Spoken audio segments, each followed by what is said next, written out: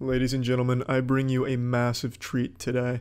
My father has finally granted me permission to film his top secret hobby. Now that may not sound too impressive to you, but you don't understand the magnitude, the gravity of this. This would be as if the government all of a sudden said, you know what, you guys can come take a peek in Area 51. This is huge. So my father has a hobby that he's recently been indulging in, and he has absolutely mastered his craft. Everything you're about to see, he has built with his own two hands. His blood, his sweat, his tears, his testosterone has been poured into this passion project. It's incredible. It makes Thanos' Infinity Gauntlet look like a simple fucking Lego set to be put together. It puts it to shame. Now, on the surface, his hobby may seem childish. However, he's taken it to a level that makes it nothing shy of art, ethereal art. If aliens invaded our planet and they had hostile intentions, if they stumbled across my father's creation, they would immediately turn around and say, you know what, this planet does deserve to be left alone and saved. It's just that beautiful. It is with great pleasure, nay, it is an honor to be able to show you my father's top secret, sacred dojo. Alright, well, take us on a tour of your holy grounds here, your sanctuary. Talk about your design process like you were bragging about earlier. It's a fucking slot car track. What's so fucking crazy about that? Just, huh? It's quite the hobbying. Well, what do you want me to do? I mean, there's all my cars. Yeah. So you want me to, like, get one? Or two? What would the Slot Car Enthusiast Society expect you to do for, like, a showcasing video? I'll put on the Superbird and then an old jalopy stock car. How about that? Alright. That's like the coolest shit. I mean, that's like a 1970 Plymouth Superbird, old jalopy like they used to run on the dirt tracks. Like years ago in the 40s and 50s. You gonna dual wield them out here? So it hauls ass, as you can see. It's freaking fat. I built that car from scratch. So what are your future plans then? Go ahead and enlighten us. Do you want like a working submarine perhaps? Like a Navy battleship bay? Like what's coming next for the track? I mean, here's the interesting thing. I can do whatever the fuck I want to do, and I can build whatever the hell I want to build. You're a man. Okay? I can build as many toys as I want. If anybody knows it, Charlie, you know it. Okay? You want me to build a freaking car? I'll build a car. I'll build whatever the fuck you want me to build. Move over, Legos. There's a new master builder. This bitch has got headlights on it. Tail lights. Whoa! You didn't make that one, though. You just killed all the people in the grandstands. Right? Walk us through how you design these over here. Because you made all the paper shit. Yeah, I made everything. Most people would like to know how, the process. There ain't no process, I just dream up shit and build it.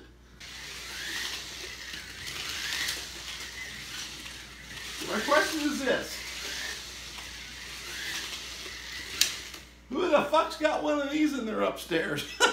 Anyone that played with slot cars is probably 6 feet under for the last 40 years. They don't have one of these, motherfucker. I dare anybody now run me, including you, Charlie, on my track. You can't. Tell all the slot car enthusiasts that haven't crumbled to dust. It's an open challenge, I guess. And here's the deal. You held the track record at 6.0 from my timer right there. That's right. But I beat you, bitch. It's 5.8. 5.8 seconds, and science said it couldn't be done. They said slot cars couldn't be pushed to that level. And yet the mad scientist of slot carring, Charles Sr., has pulled it off on a homemade homebrew course. Is there anything else that you want to put on the course, or is this probably going to be about its limits? Hell, I don't quit. I'll build something else. When I get maxed out up here, we'll build a third level and we'll just build more freaking track. How about that? You buy a house just for slot cars, yeah. It's fucking cool, Dad. Alright, bro. Slot Car Central, signing off. beautiful. Every now and then I like to provide an update on my dad's journey to becoming the ultimate gamer, and I tell you, he's making extreme progress. Right now, he's looking like if Shroud and Faker did a fusion dance. He's got that raw gamer gene harnessed, and he's tapping into it going Super Saiyan. So, I've made a lot of videos showcasing my dad in the gaming space. He built himself a racing simulator a few years ago for competitive iRacing, and he has been absolutely clapping cheeks on there. But he also showed an interest in just general PC gaming. So the racing simulator acted like a gateway drug, and I've been helping find games that I think he'd enjoy. And one of them that he has very much gotten into is World of Warships. I already showed you guys some of his raw talent there. But what I didn't realize until recently is just how dominant he is on that fucking game. He is more feared in World of Warships than Davy Jones. Like, this man is out here on the fucking Black Pearl just taking scalps. Look at this win rate. A 99% win rate in 700-something games. Now, I don't know if he's playing like bots or if they're people. I don't even know if there are bots in the game, but he swears that they're real people because he has like text chat with them. But a 99% win rate is nothing to shake your finger at or spit upon. That is unreal. That is unholy. What he is doing to them is downright demonic. He is brutalizing the seas out there. Dad's probably going to find the One Piece soon. It's crazy just how destructive he is in that game. But he's also been playing more than that. I got him on that Forza grind, and he loves it. His only criticism of the game is he says it's too easy, at least compared to the realistic racing simulator experience that he's used to. So he said Forza's a little too easy to win, so he just kind of goes back there to casually collect W's and just have some fun just drinking and driving in Forza and just absolutely being ruthless out there. And another game series, really, that I put him onto that he's been captivated with is Halo. Growing up, I used to play games with my dad. We played like 007 GoldenEye and the N64, and we played games together all the way up until the original Xbox with Halo. And we grinded Halo a little bit together, but after that he kind of stopped playing games altogether, but he'd always had a fascination with it. So I got him the Master Chief Collection on Steam, and he's trying to get back in the saddle there, and it's proving to be a little more difficult than the racing games that he's used to in World of Warships. So I want to show you how it's going. He's not doing like multiplayer yet, he's just going through the campaigns, but I was able to capture a little bit of his campaign journey, and it is fascinating to see someone who's not used to like a controller try and work that fucking thing. They treat it like it's a piece of alien technology, like this artifact that is incomprehensible. It's adorable.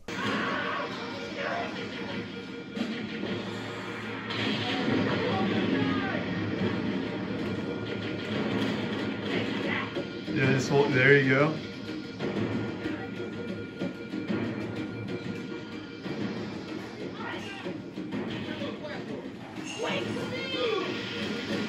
Where are they going? Oh, they're just getting killed up there.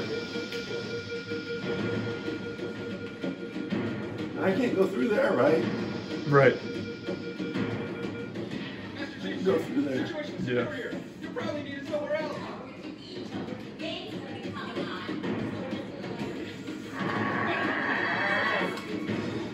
I got no weapon. Yeah, so you can pick one up from where you came from. Oh, actually, no, you can't yet. I was just gonna. Well, you're gonna die in there. You were burning yourself alive. Well, how do you get out of here? You just move.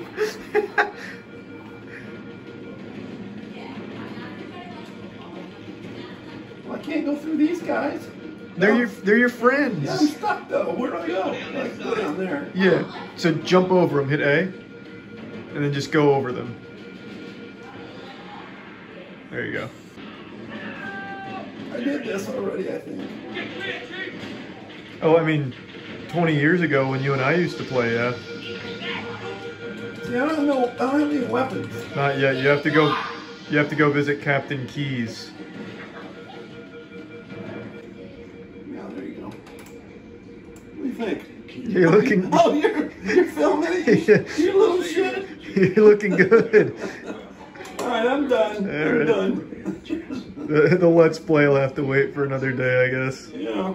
Unfortunately, he got a little shy. You know, it's like a Planet Earth documentary here, and I was David Attenborough. I got a little too close, and I startled the wildlife here, so he didn't want to continue playing after he realized I was filming. But as you can see, he's still learning how the controller works.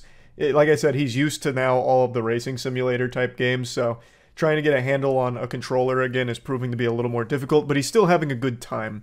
Since recording this video, he's well past this mission now, so that's good, and it's becoming easier and easier for him, so I wouldn't be surprised to see him release like a Halo 2 montage pretty soon.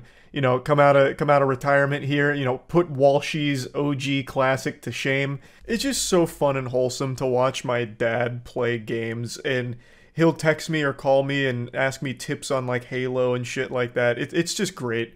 So yeah, I just wanted to give a little update. I do these occasionally since my dad started his gamer journey over the last few years. So that's where he's at. He's really getting a handle on competitive games, but still getting his land legs together for shooters and any game that uses like a controller. So yeah, that's about it. So yeah. I didn't just spawn into this world a gamer out of nowhere. I wasn't born with some kind of gene mutation that led to me being this pinnacle of gaming that I am today. I actually got it from my father. It was hereditary. My dad is quite the gamer, and I've been updating you periodically on his journey through gaming with his racing simulator where he goes and just becomes an absolute boogeyman on the tracks, and also World of Warships, which is his like main game. The name Charles White is more feared in World of Warships than the name Davy Jones ever was. Pretty impressive stats. What's the commander got to say about it? Let's woof my shit here, buddy. Let's woof my shit. What the fuck does that mean? Woo, woo, woo, woo. All right, he's got a little loopy on the C's here. My dad just collects skulls like Pokemon cards out here in World of Warships. He is farming the player base, a 99% win rate. It's very impressive. And I play with him from time to time, but mainly just watch as he unleashes chaos and pandemonium out there. So, when World of Warships reached out and asked if I'd be interested in being a commander in the game, I said, abso-fucking-lutely, because I love the idea of my dad playing World of Warships with my commander and my ship skin. So, huge thanks to World of Warships for sponsoring this and making that possible. I got to be extremely involved, hands-on with the design of the ship, as well as all of the voice lines that are in the game and all of that. And it was just so fun. And World of Warships is a fun game to begin with. There's 40 unique maps, a ton of different ships, destroyers, cruisers, which is my dad's main. My dad is a cruiser main. Fucking battleships, just everything that you could imagine for naval combat this game has, and it's just a joy to play. There's also dynamic weather that changes the way things play out as well. So I think the game is a lot of fun, and being able to be a part of it for this custom skin has just been amazing. So I'm the commander Chuck Blast, and the name of my ship is the Blast Master. Our flag is the Chuck's flag, our Jolly Roger. So yeah, I highly recommend checking out World of Warships. If you haven't yet, it's free to play. You can download it from the link in the description. It's 12v12, just thrilling combat, and there's always new content being added to it all the time. So it's very, very active. And yeah, if you want to get the Chuck Blast Commander and the Blast Master skin, you can use the invite code Penguinz0 to start that quest in-game to unlock it. You also get some other goodies such as a 7-day premium account pass, 1.5 million credits, 500 doubloons, and the battleship Bayern. So that's invite code Penguinz0, and you can download the game for free in the description. What co-op battle? We need you getting a challenge, though. Well, let me try a co-op battle, and then I'll get in a challenge. Damn, get your shit out of the way here. Does this count as you bullying him? Yeah, I mean, you know, this is my world now, buddy. No, That's what I've told you, he's out of range. He might be out of range. I'm starting to believe him. God, this mouse is terrible. You and your complaints. A real captain would be able to adapt to his tools. A real captain with these kind of tools would run and his ass turn around and run the other way. This guy's giving you the loop-de-loop and pull. Oh, there you go. You get it. Well. Really be returning fire. Yeah, but see, I'm getting blown up though. Yeah, don't worry. Skipper's out here fucking seeing red. He's not. Your crew's gonna hate you for this. You gotta start fucking healing. Anti-aircraft This gun frickin'- crews are on full alert. You're right. I know. Shut up. Not the Annapolis, Dad. You're gonna be sent to the not you. You're going against your captain. You gotta go down. Well, the captain's about to fucking smash into this guy. You gotta do what you gotta do before. Yeah, die. Yeah, I guess just die. I hate this polar battle. Yeah, this is what got the Titanic. Also, where are you heading? The enemy's on the left. You see him over here? Well, do you want to play or do you want me to use my strategy? Hey, you're right. You're right. Huh? You're so right. I don't know what I was thinking. Enemy force detected. I have a method about this stuff, you know. Alright, show us the Charles method. Also, I see now why you usually do so well with Tier 1, because you only play against other Tier 1 ships. So, it makes me happy. Who gives a shit? Why did you say he does?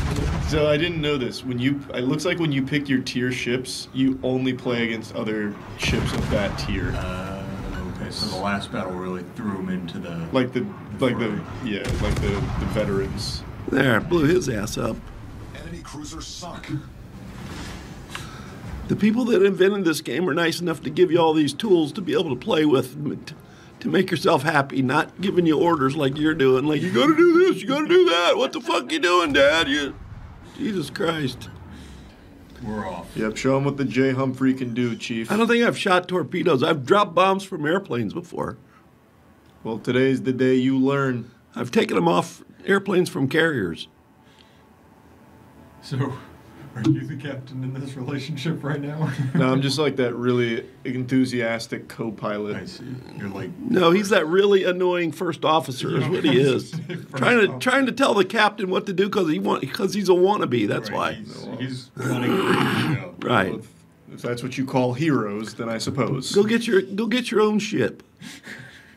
Yeah, we're just... Oh, that's gonna hit. We're downloading info. Nice, Oh, that's some hits. direct hit. That's some fucking hits. Oh, he's quaking in his boots over Give it to him, Captain. Our... You best start I'll hit believing the in island. those stories. I'll blow the island up and it'll fall on him. Oh, that was like a little sneak shot over there. Yeah, that was a trick shot. So when you play as a carrier, do you have to control planes? Uh-huh. Oh, okay. Which is going to be really good for me. I've always been good at that. Yeah. You're a big plane guy. Yeah, well, I'm a big United States guy, so That's when I true. saw the name, I knew what needed to be done. You've got a whole country on that ship. Well, how are you a big plane guy when you're afraid to fly?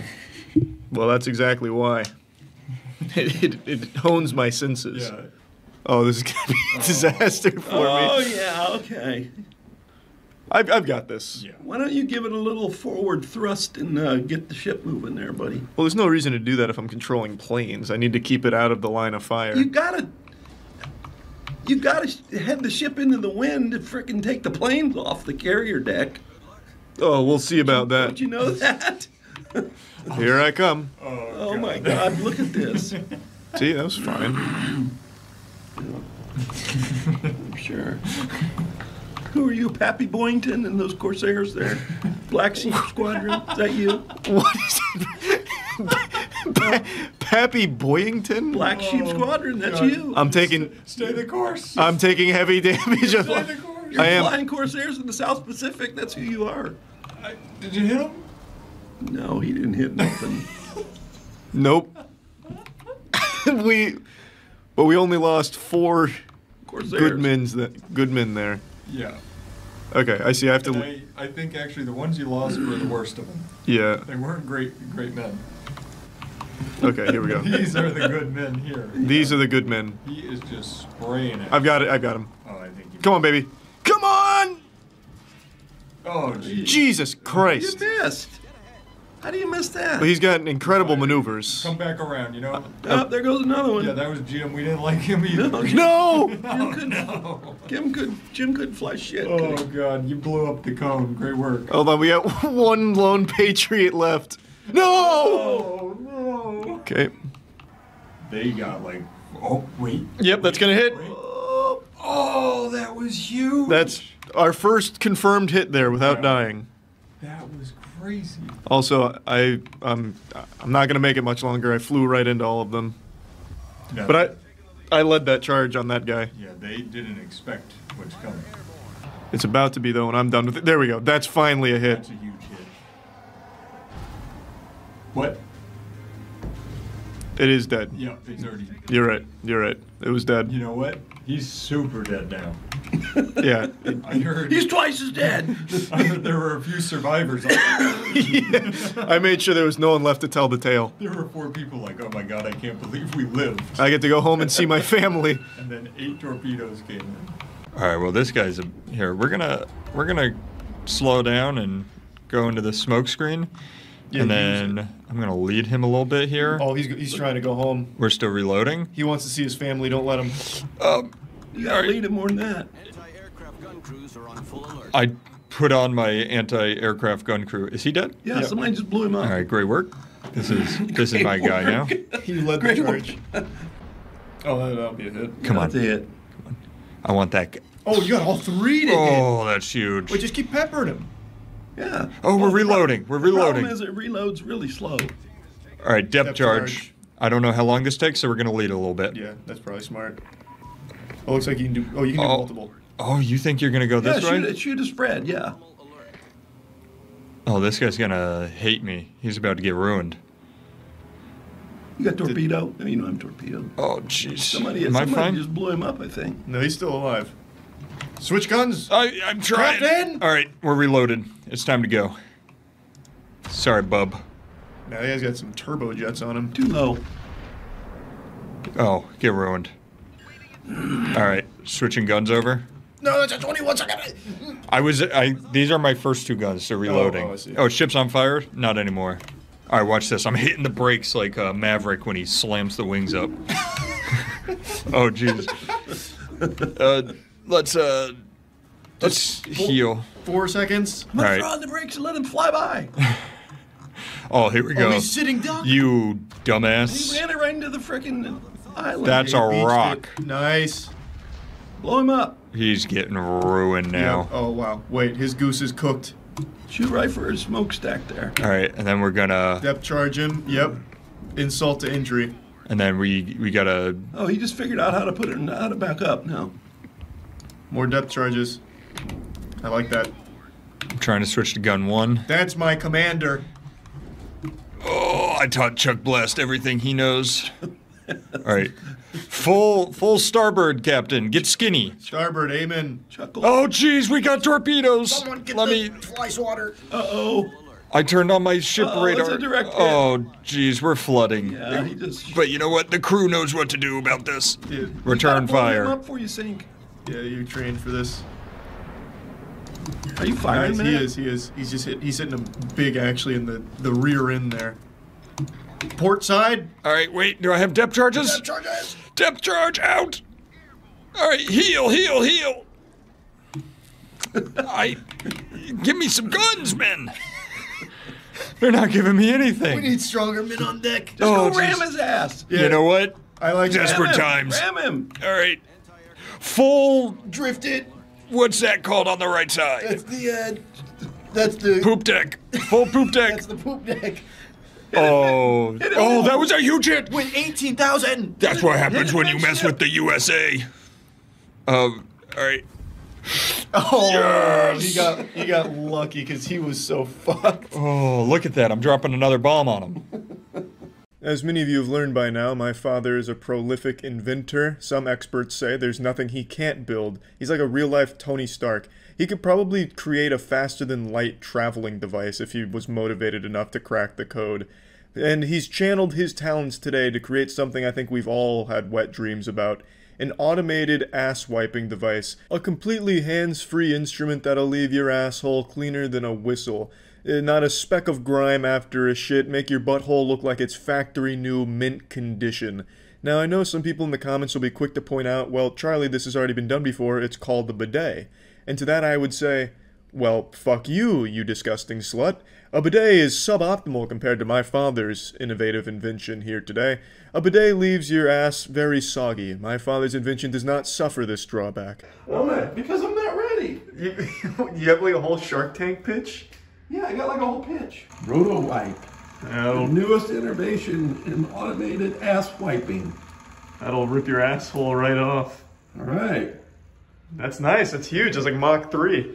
So in today's world, as we know, we're always looking for a better way to do things. That's the American way. Look for an easier, better, more efficient way. So when it comes to your toilet in your bathroom, okay, you have some options as far as wiping goes. You can use the old hand method, or you can use 3 seashells. Yeah, you can use 3 seashells, or you can use the long reach comfort wiper. If you want to upgrade from manual, which has an ejector button, by the way, well, you wrap your toilet paper and then you use it and then you eject. Of course. So if you want to upgrade from the long reach comfort wiper, the next upgrade is my shiny hiney. Naturally. Which comes with attachments as well. So this is unused and I'm going to leave it for you at the end of this session. That is fantastic. So what a gift. That's all manual things to clean your butt with after you do your business. But now we have the latest, designed and developed by yours truly, Roto Wipe. That's right, baby. Automated wiping machine. You just install it on your toilet, hit the switch, and away you go. So with Roto Wipe, we have accessories. We have a larger brush for those larger rear ends. We have a small bristle brush, depending on the consistency of what happens. And we have the large bristle brush, all interchangeable in the Roto Wipe. God, those brushes look deadly. That'll absolutely eviscerate your rectum. But that's not all, okay? Included, if you order now, is the handheld portable model, good for travel, games, anything you want to do. You can take this with you in your handy carrying case anywhere you travel. Now walk us through your design philosophy with that. I want to see that a little closer. Oh. Yeah, look at that. Yeah, see? You just hit the switch. Now, how did you make this? Oh, this is a patented design. I can't discuss that right now. Okay, I'm sorry. It looks like a toothbrush that has a little bit of cloth glued to it. It does have that appearance, but there is some very, very, very new technology in the design in here. So that's what multi-speed, multi-directional, you know, little carrying, very versatile. I don't even know. Okay. The top secret arc reactor technology powers exactly. it, obviously. Okay, now, we have to install the Roto Wipe. Well, before we do that, why don't you show us a little about it and how you made it. So, for a little background, the Roto Wipe was initially thought to be impossible, a joke product, right? Yes. But you said, with you being the mad scientist of creation, the Alexander Graham Bell of ass wiping, you said, I could make that. I said, you know what? I can build this. Mm-hmm. This will be the only prototype available on the market. Yeah. So real quick, I just want to jump in here and explain. This entire thing was my dad's idea. He called me out of the blue one day. He's like, Charlie, I built an automated ass wiping machine. And I was like, Dad, it's about fucking time. I've been waiting for this phone call. So what it was my dad was on the internet and he saw this Roto Wipe thing, and it was a joke gift. So basically it's just a box that is this automated ass wiper. It's supposed to be like a gag Christmas gift where you get it for your friend. They're opening it like, oh, cool. But then they actually open it up and it's the real gift. It's not a real thing. The Roto Wipe didn't exist until my father actually made it. So he's like, well, that's a fucking dumb gag gift. What if I just made an automatic ass wiping machine? And so he did. It took him like a week of like tinkering around in the garage before he actually got all the wiring and everything correct. And it's a fantastic device, so I'll just let it play out now. I just want people to know that the Roto Wipe did not actually exist. It was just a gag gift that my dad made real. Now let's take a look at it in the real world. So, powered by AAA batteries. The strongest. Mm-hmm. The strongest. A 3rd horsepower motor. We have a shaft here in the wheel, free spinning. And you hit the switch, and away she goes. Oh, yeah. Now tell us about all the shrink tubing and just everything that went into it, because it's no simple creation here. Well, we've got 3 different battery packs wired in series. Okay, all safety wired with shrink tubing. So it's for safety as well, of comfort course. and safety. Wouldn't want to be electrocuted wiping your ass. So you just specifically install it on your toilet after your business, like so. Voila. Yeah, well, it's a little forward. You should be knocking your nutsack with it, but yeah, I get you. Well, it's adjustable. It's fully adjustable. Fully adjustable. Of course. Now we hit the switch and you're ready to clean. Oh, that is fantastic. See? And it's got a little vibration action too, just for your enjoyment. Oh, she's moving around there. It sounds like a lawnmower. Beautiful. Yeah, oh, it's Who wonderful. wouldn't want an automated roto wipe? That's what I've been saying. There you go. That is... So I'm going to leave this for you. Of course. You're welcome to use this as much as you want with your interchangeable pads and your interchangeable brushes. Mm-hmm. Try it. See what you think. Please go on our website and leave us your feedback, and we'll keep developing. Thank you. There is no website. My dad treated this like it was some kind of high school class presentation, and he fucking killed it. I wanted to invest right then and there in some roto-wipe technology.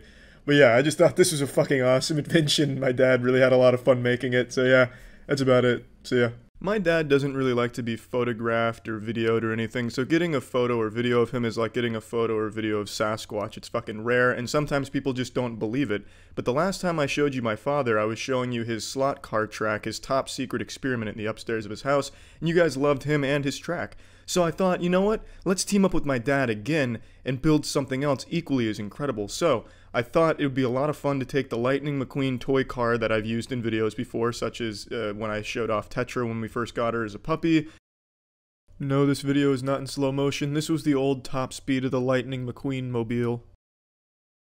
Also, the one I just released with Kata and Tetra, and I thought, let's take this Lightning McQueen car, turn it from a toy into a street-legal vehicle. Or if we can't ever really get it street-legal, at least fast enough to compete in like some Twisted Metal games or something, outfit it with like machine guns on the side, and like a fucking pie thrower, Spy Kids 3D style. I just wanted to turn this Lightning McQueen into a fucking speed demon, and my dad thought it was a fun idea, so he agreed to be on camera, showing the process of us turning this car into something fucking unholy. What do you want me to...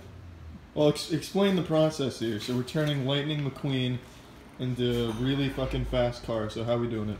Well, we're replacing a 6-volt battery with a 12-volt battery to start. See how fast it is. And then we'll hook 2 12-volt batteries together and put 24 volts to it, and it'll probably burn it up. You'll probably crash and burn in flames, but we're going to see what happens, so... If it does work according to Dr. Frankenstein's mad plan here, how fast will it go? I don't know. We're going to find out. Well, if you had to guess. Maybe 15, I don't know. Oh, well, that's pretty fucking pathetic. Well, what did you expect? We're going to do fucking 90 miles an hour? We ain't doing that. Right. I don't know what's going to happen here, but we're fixing to find out, buddy. Alright, so we've just performed surgery on Lightning McQueen, the first 12 volts in. We got power. That's a significant improvement from the other sluggish speed. Okay.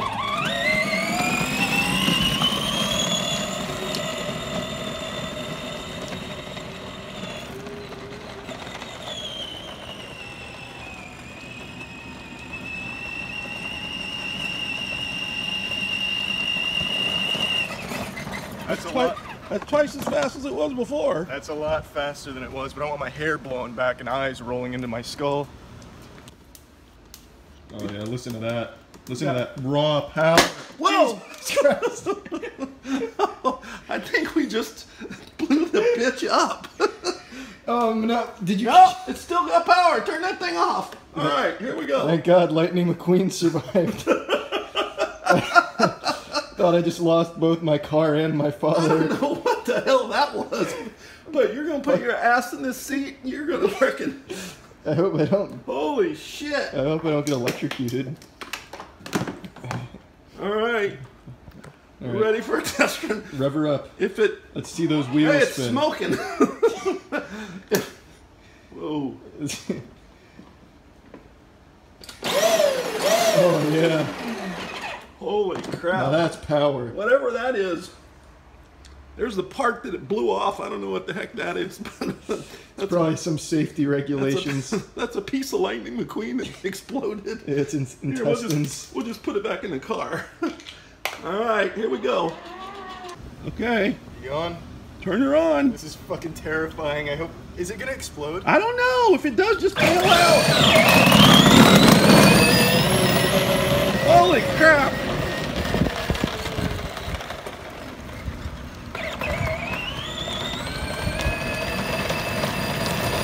So where's the smoke coming from, if you had to guess? Fucking burning up wires is where the smoke's coming from. Jesus Christ. We put 24 volts to a 6-volt system. No wonder it made it down the driveway and back. I say you get in and run the bitch till it explodes. Yeah. All right, here we go. Run number 2. Go, go, go.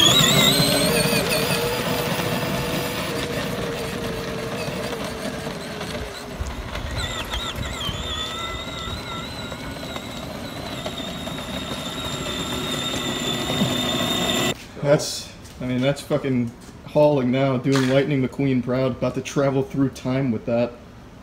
Like a DeLorean. God, it stinks. Yeah! Look at that rig. Looking good. Hey, it lived for 2 runs. Yeah, I don't think it would make it. Either it would die on the 3rd or I would die on the 3rd.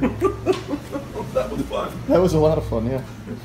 Now I'll have to put a new system in there to get ready for a gas-powered system. Yeah, the next thing we'll do is we'll put a 5-horse Briggs & Stratton on it. Yeah, I don't know what any of that means at all. I only know toy car volt batteries. During a recent stream, I made the mistake of saying I don't know how to drive a stick shift, and I was flooded with messages from the chat questioning my manhood and just general disgust at me as a human being. If you had the stream turned on but the video wasn't loading and all you could see was chat, you'd think that the chat just witnessed a fucking murder. It was absolutely wild. It was intense. And then I doubled down on my lack of car knowledge by revealing that I just don't know a single fucking thing about automobiles. I can tell a golf cart apart from a pickup truck. That's about the extent of my car knowledge. It's just not something I'm super interested in, but since the chat was saying I was too stupid to know how to drive a stick shift, I did what I always do. I put my dirty asshole in their face, so I learned how to drive a stick shift. And who better to teach me than my father? My dad is the grand master of anything involving cars. My dad built a fucking 32 Ford with his eyes closed using only a handsaw, some WD-40 and 15 toothpicks, and that car won street races. My dad has always been a huge car guy. He's like a real-life Dominic Toretto from Fast and Furious. He's been building cars since he was like 16 years old. I just never had much of an interest in cars, which has probably always been disappointing to him. But when I told him yesterday that I want him to teach me how to drive a stick shift, his fucking eyes lit up. There's like little stars in them, like something out of a cartoon. He was elated. I'm surprised he didn't have like a speech prepared or something, like some kind of monologue that he just whipped out of his back pocket like, I've been waiting for this day, son. The day you become a man. So I began looking for rental stick shift cars, which is a really hard thing to find these days because it seems no one gives a fuck about stick shifts anymore, because when I was asking for rentals that had stick, they were treating me like I was a crazy person that just escaped Arkham Asylum. Stick what? Fucking hang up on me thinking it's a prank call. And then I finally found one place that had a Mustang stick shift, so we went out to the place and we took a little spin as my father gave me his lesson. All right, first gear, right? Right. All right, let's clutch out. First. Second. Yeah, right. Third. Fourth. It's like a fucking video game cheat code. Third. Second. And you're up. That's the whole lesson. That's the whole lesson, bud. Nice. Good. Yeah, you're gonna have to figure it out. What a professor, alright. Now I want to explain why the video is going to be so bumpy. It's because I didn't want to learn how to drive a stick shift on the highway, where there's like fucking high stakes where I could kill my whole family trying to learn this shit. Like, that's pretty intense. That's some extreme learning. So instead we went to this little lot where we got the stick shift, which was basically just like a lot of broken glass and shattered rocks. It was like driving over landmines, but it was a lot safer than doing it on actual populated roads. Okay, hold on, I gotta bring my seat up a little bit. I'm not 6'5". I need like a little booster chair here. Okay. Now how hard do I push it in? Because I don't want to like fucking Push break it into the floor. You're not gonna break it. Jesus. Oh god, that goes the. Okay, hold on. I need a little more. You gotta push it with your left foot, not your right foot. Your right foot's for the freaking brake. So I need to use both feet here? Yeah, hell yeah. All right, so push it in. Put it in neutral. Is it in neutral? Well, you tell me. All right. I think I'm ready. So first. You think you're ready? I don't think I'm ready. All right, so see, here's the problem. You gotta let it out really slow, because you already killed the motor. All right, so push the clutch in and start it up again.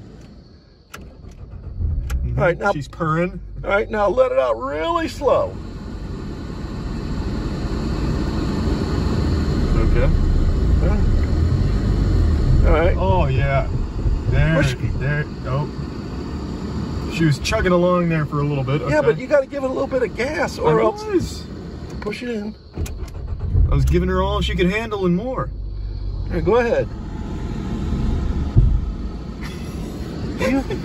Are you for push the clutch in? Jesus Christ! You're not even in first gear. You're in fourth gear. Well, that's because I was ready to push the clutch in and start it. Throttle. Start it. Okay. You ain't going full throttle. Not with my ass in here. First gear. First gear. Let it out slow. Get us moving. We got a B here, a little passenger. Okay. All right, now. Oh yeah, baby. Hold on. Go ahead. All right. So when am I shifting? You're gonna shift it. Push clutch in and shift a second.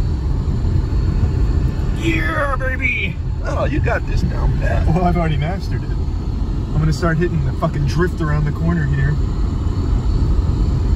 Oh yeah, shit, you got this. All right, now go and then go left. Now shift it to third. Oh shit, yeah. All right, now downshift it to second. You're using big words, but I followed along, I think. Oh yeah, you got this figured out. Shit, you learned that quick, dude. That was overhyped. I thought it was supposed to be like really complicated. All right, shift it to third.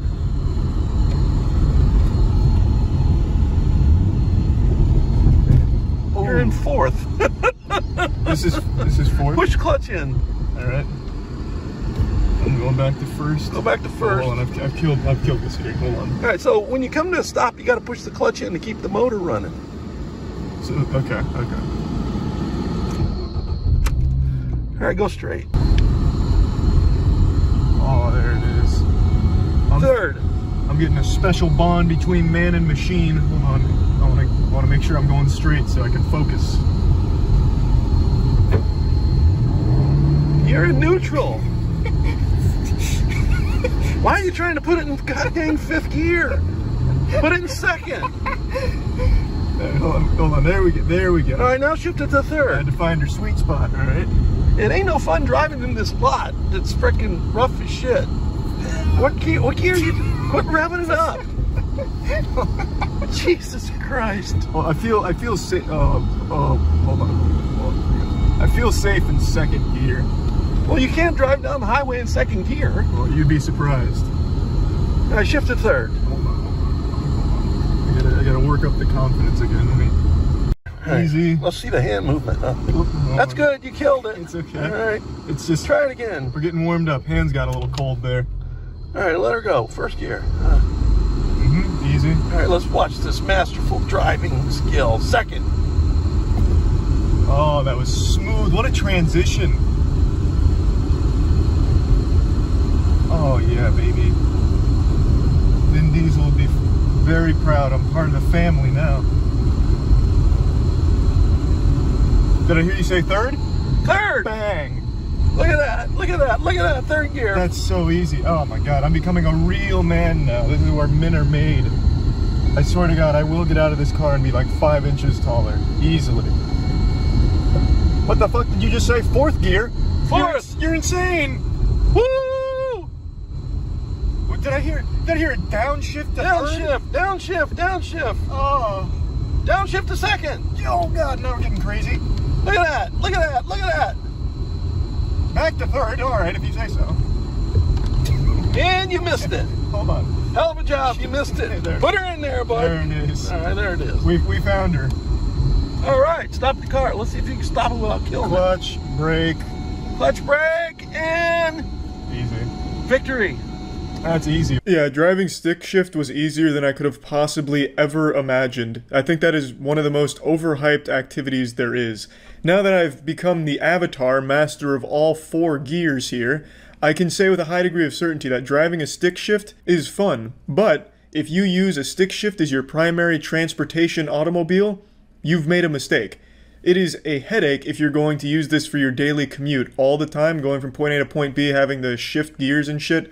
That's just a nuisance. That becomes tedious. But on a weekend drive, if you just want to have a little fun with a stick shift, I can totally understand that because it is enjoyable, it feels nice, but I would never want to make this like my primary form of transportation using a stick shift. It just becomes a headache. And especially when it's just some daily tedious chore driving from point A to point B, why would you want to make it take more effort than it needs to, you know what I mean? But I could totally see the appeal of stick shifts as long as it's only for like some weekend warrior type shit where you're just having some fun.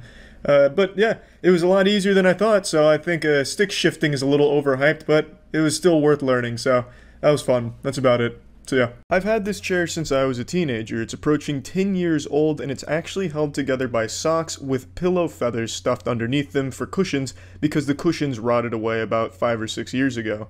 This chair is a fucking time bomb of filth, and it feels like shit. It feels like I have 2 cactuses constantly on both my ass cheeks. Oftentimes I'll stand up and my ass cheeks are cramped, mainly because the chair is uncomfortable, and I figured it was time to upgrade. And I'm an elite gamer, as most of you know, a gamer barbarian, assassin, guru, so I decided to get a gaming chair, but I didn't want any gaming chair. I'm not all too familiar with gaming chairs in general, and I knew PewDiePie had one, and I trust Felix, so I got his gaming chair. And I thought to myself, well, that's kind of boring, just a chair.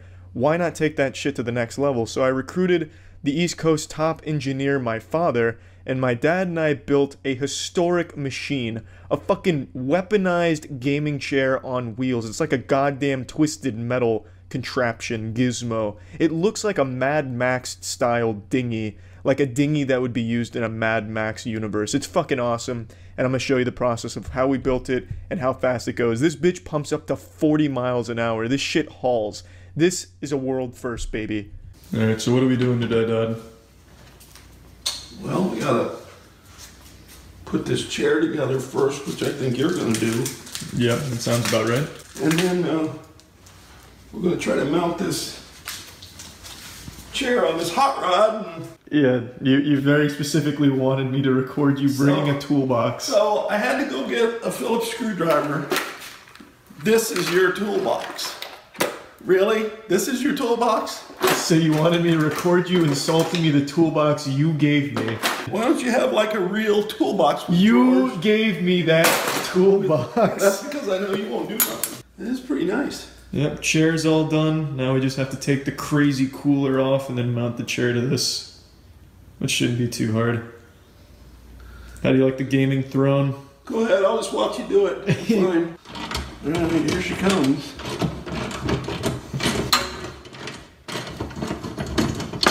Fuck yeah, baby. Cooler's off. That's how we do it. Bare naked frame. Let's just look at something here.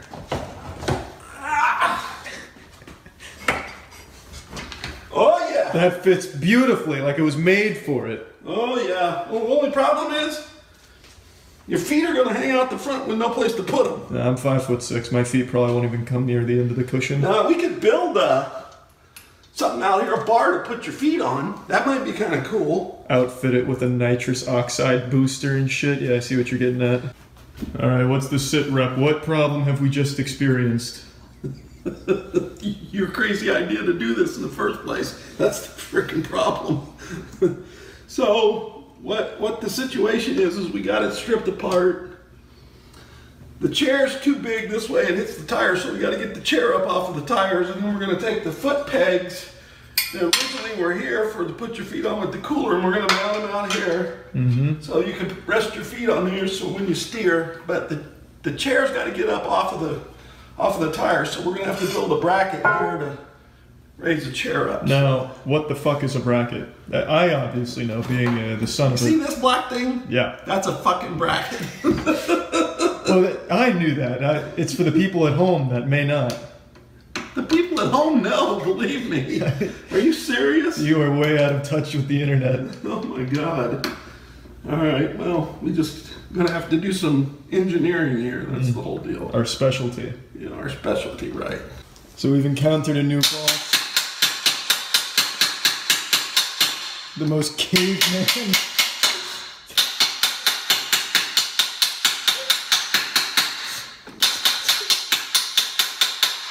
It's such a caveman approach.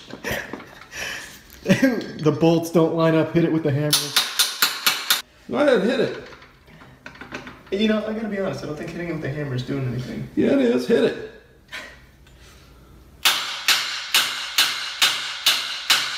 You gotta pull it while you're hitting it. It ain't doing no good just hitting it.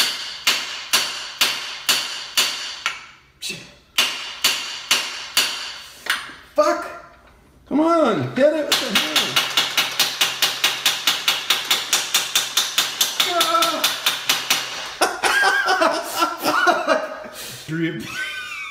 So, something flew up and hit me in the nose. We fucking bleed for this craft. I think it was your fucked up hammer. No, it definitely wasn't. My hammering was precise, like a surgeon. It's really funny because I hammered the first one, nothing happened. And all of a sudden I stick my head down here and I'm bleeding in the nose. So, Yeah. all right. It's all worth it. All right, hold on. Can you go over the whole situation again? It's been a little while. You've come back from the ER after a huge injury sustained about an hour ago. Where are we at in the build? Well, I had to saw some 4x4s to mount the seat. I broke my saw blade, so I had to saw the. I won't say it. say what? Bitches by hand. Oh no! You didn't just say that. Suck on this. Yeah, Hold on, baby. hold on. Oh fuck yeah! You feel like a gamer? Low rider. That block of wood shit worked real well. Faster. Hold it. What do you mean hold it? Are you sabotaging me? Making me look like a fucking idiot? There you go. Oh, and I got the cable right.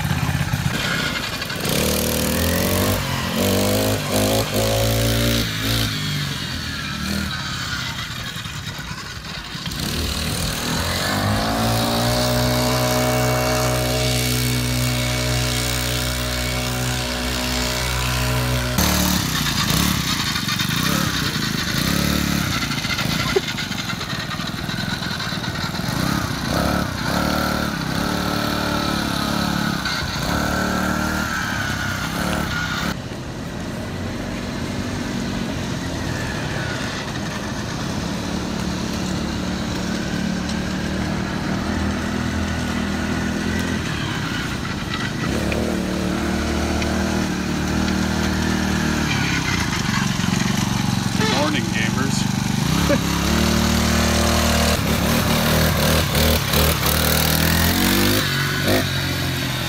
There's like a James Bond ejector seat in it. Parachute too. It's so cool. It is so fucking It cool. looks goofy, but it's actually super comfortable. Yeah. Here he comes with a kickflip. I'm fucking selling Watto. What do you mean? What do you mean keep Watto? I'm not fucking. I'm keeping. A lot of people want you to keep Watto. I'm. Watto is auctioning. More people want you to keep Watto than the Moby Huge Mobile. Don't care. Someone can take Watto. I don't know. It's for charity, and it does me a fucking favor. You don't like Watto? I love Watto, but I have actually nowhere for him. He haunts my upstairs. Put him in the upstairs bathroom. No one uses that. Oh yeah, that's a good idea. Yeah. I'll just keep him there. Yeah, put him in the shower. Dude, I don't know. I'm trying to help Watto. What did I pay for Watto? Do you remember? You haggled it. I remember that. I haggled you hard. Haggled it. Because the guy's like, I bring him here every year. No one wants him. Yeah, and he even was like, I'll let it go for this much, and you were like, can you knock this much off? And he said, just fucking take it. I don't remember what it was. So shocking, no one wants a like 200-pound statue of Watto. I can't believe that. I know. That has lore too. You remember that guy accused me of being like a Zionist shill and like pointed out my Watto statue as proof. Oh yeah. There's like real lore behind that. You're right. Thanks to Resub Reborn. I forgot all about that. Sure. Yeah. Okay. Should I switch it to just art if no one's here? Yeah. Okay. I'm gonna use actual techniques from my figure drawing course. You can also put the mic up here. Yep, good idea. So in figure drawing course, you're supposed to close one eye and use your thumb and the pencil to make measurements. And you're supposed to look at every single thing as a letter. So for Andrew's like ear here, it's a C and it's a U. So it'd be like C. I don't think I got the measurements right. God, it's been fucking years since I used these techniques. Yeah, just have them close it. Just have them close it. Man, make sure they close the Moby one. Okay. Like entirely, like wipe it clean, and then we'll put Watto in there. Watto's gonna sell for $10. Nobody bids. It's just me having to bid on him again. Andrew? Yeah. This may be one of my funniest pieces. I'm excited. It's I'm excited. It's looking real good. Oh Jesus Christ. Andrew should shave only one eyebrow. I was thinking about I don't think nobody should ever shave an eyebrow if they don't have to. Yeah. Your left eyebrow and the right half of your beard. I should give myself a yin yang. Yeah. I don't know yet. Chest or beard? He's doing his face. You don't have any chest. The only way to save this is with charcoal. I could do my back. But someone would have to Not do that really. for me. Chest You don't want your beard shaved, so you're gonna shave your beard. Because I don't want my chest shaved. My chest. Charlie somehow gets to just shave his legs. Wait, Danny, you don't want to shave your chest? No, of course not. I'll trade. I'll shave my chest. I don't want to Well, shave you my haven't seen eyebrow Danny's either. chest. That's why. Nobody shave their eyebrows. Okay. They never grow back the same. You'll That's look true. weird forever. That's why a lot of people who like overly plucked their eyebrows in like the early 2000s, they still have wonky eyebrows. Yep. What are you trying to say about my eyebrows, man? I'm sorry. Damn, son. It's like I'm not even looking at you. What the fuck am I doing? Yeah, what is happening? I It don't know. looks Can like you even those see that? boards with the, you drag the magnetic dust around to make hair, and you accidentally just dragged it to weird parts of the face. Oh, the fucking hairy thing. Yeah. This is the dumbest shit of all time. I have your fucking nose off to the side, but your face, like your mouth is Wait, looking why at me. is... That's his nose? Yeah. He Why? changed his pose. That's No, what I happened. didn't. What do you mean? Yeah, It's in his because- forehead. Look more to your I- left. If you... Wait. Welcome to figure drawing. Point with your finger where you think his eyeballs would be right now, and tell me that his nose isn't above it. Yeah, it's because his pose has changed. No. Was he looking I up? have a Yes. specific- Oh, I have okay. a specific spot in the ceiling I've been looking at the whole time. We'll do it that way to get the brighter camera up there. I am gonna have to change this now. Showed a random child. Yeah. You're an artist. Those so videos you are can so compensate sweet. For anything. I can make it work. Yeah. I might be one of the finest portrait artists of our Did you generation. sneeze on the charcoal? Matt, please, you don't understand fine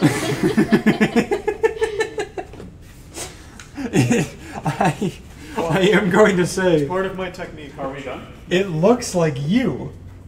It doesn't look like it kind of looks like my podcast picture. So wait, we're done? No. Oh, okay. I had to shake off a little excess juice. Oh, okay, and I ruined this in the process.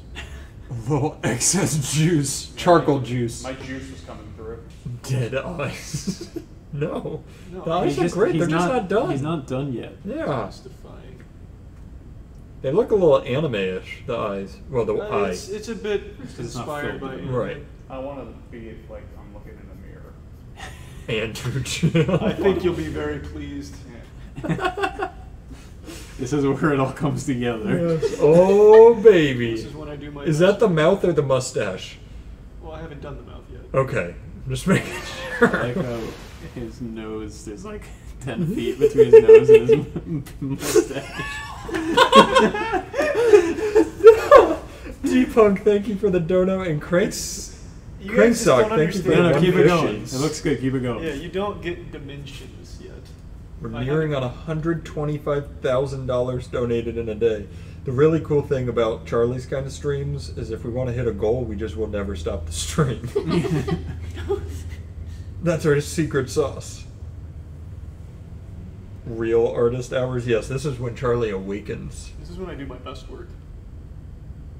Can we all do portraits of each other? Because I've never made a portrait. I haven't either. Oh, we're all doing? Oh, fuck. I think I'm going to be ass. Man, Like, mine's gonna be worse. You have no concept of how embarrassing. Well, I'm actually trained in it, so you can tell. So that's what scares me, is this is trained and I'm not trained. Andrew, did you have to do like an art elective in college? No. I took 2 years of art classes. For some reason, I have this trend, like, if you pull out my old sketch pad and you look at me, I look like I drew a picture of Michael Jordan. I have this trend of making everyone I do a portrait of look like a basketball player. It's because you draw their heads, like their facial proportions, huge. Yeah. Like, look how Neanderthalic. Damn, your neck is thick. Yeah. Yeah. I say this, but I'm not joking. This is 2,000 times better than anything. I need my parents to sit. I would agree. Yeah. I need my parents to send you the picture. Hey, of the GB drawing rated. class, 'cause it's nuts. It's nuts. Yeah. I think maybe Charlie should just draw all of us. I think you're right. Like one of each of us. I kind of feel like he is in one. Okay, the rest is This implied insane. gray. Andrew, come take a peek and tell me what you think. I haven't We're shaded. ready? I haven't shaded you yet. All right. But I want you to at least see the progress. It's like looking into a mirror, am I right?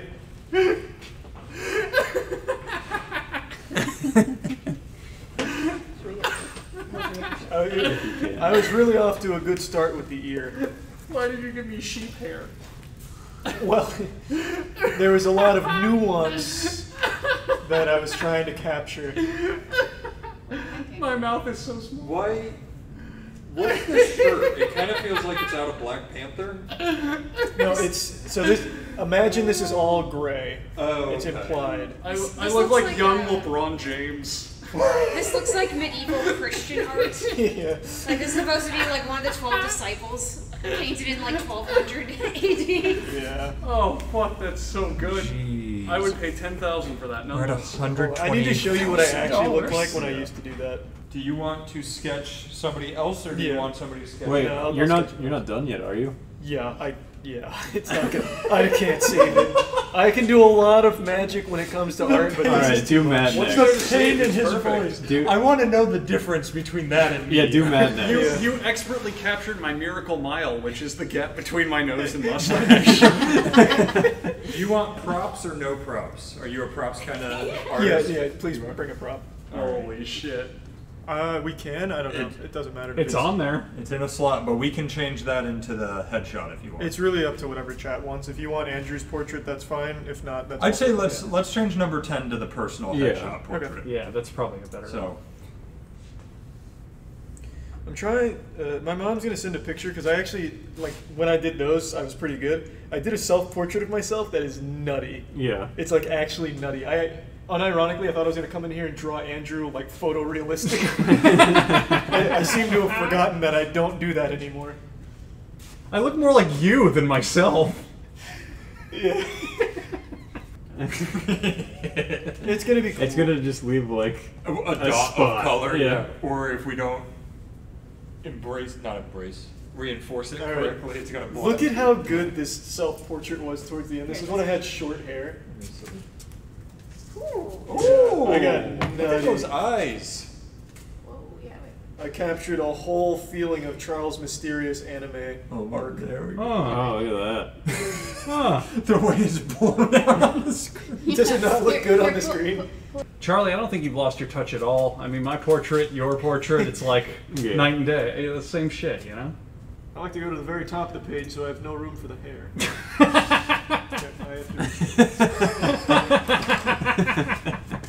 I used to have to draw naked people.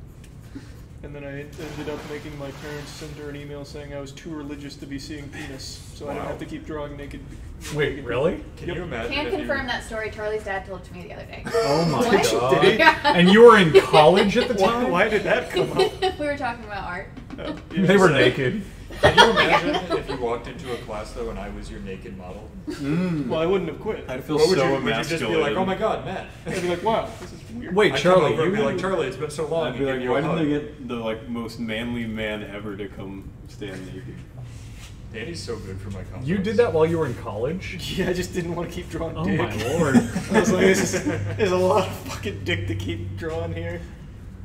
I mean, when I was in figure drawing, I just wouldn't draw their dicks. I just kind of drew a square and like left it blank. You just put a question mark. I would make their whole body the dick. And Oh then yeah, their put the little and face where their instead of crotch is. Yeah. Oh, sorry, I looked away. It just wasn't blended. You look like a samurai, You look man. like Jimmy Neutron. Well, one of us is right. I think Andrew my was chin the is my prototype. weakest feature. Really? I What's your was the strongest feature? Cro-Magnon man. What's your strongest feature? Matt's modern My height. homo sapien. Oh, I was gonna say your ass. Ooh, yeah. Yeah, for Danny's portrait, just draw his butt cheeks. Yeah, just show me your ass. Make sure it looks green though, because it is still green. I broke my chin in half when I was young, though. Ooh. Straight down the middle. It's not a butt chin, it just stopped kind of going to a point, so I got a weak chin. What'd you break it on? 4. Ooh. I got home, and my older sister had just learned to play Scooby-Doo on the piano, and I was fucking amped. So I ran into So she said, I'm going to go play it for you. So I ran into the living room. I still picture it. And I jumped on a chair, but like jumped onto my knees on the chair, and the chair slid across the wood floor, hit the end of like a area rug we had. I flew off of it, hit my head on the floor, my chin split open in half, and my tooth went through my lip. Ooh. I got so many stitches. That How old sounds were you? awful. 8 or 9 probably. Charlie somehow has no recollection. I couldn't speak for almost 2 months. I had to live off shakes, and he just doesn't remember it. There was 2 months of our lives where we spent almost every day together, and I couldn't speak, and he doesn't remember it. Yeah, I think you're just making it up. Charlie, this is a good comment. It's not you. You just need better art supplies. Yeah, I'm working with children's tools. Yeah, cheap shit.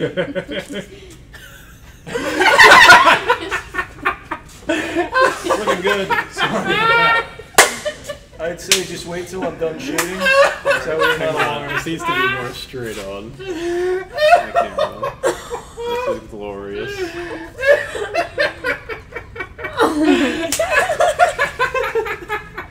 I'm loving the reaction. It's because it's not shooting. It is like it's like a video game missing its texture. It is like a 5th grader's honest, hardest attempt to draw someone they've ever done. They just don't understand what art It's is. so I just good. don't get it. Yeah. I'll buy this from you. Oh fuck, it's so funny.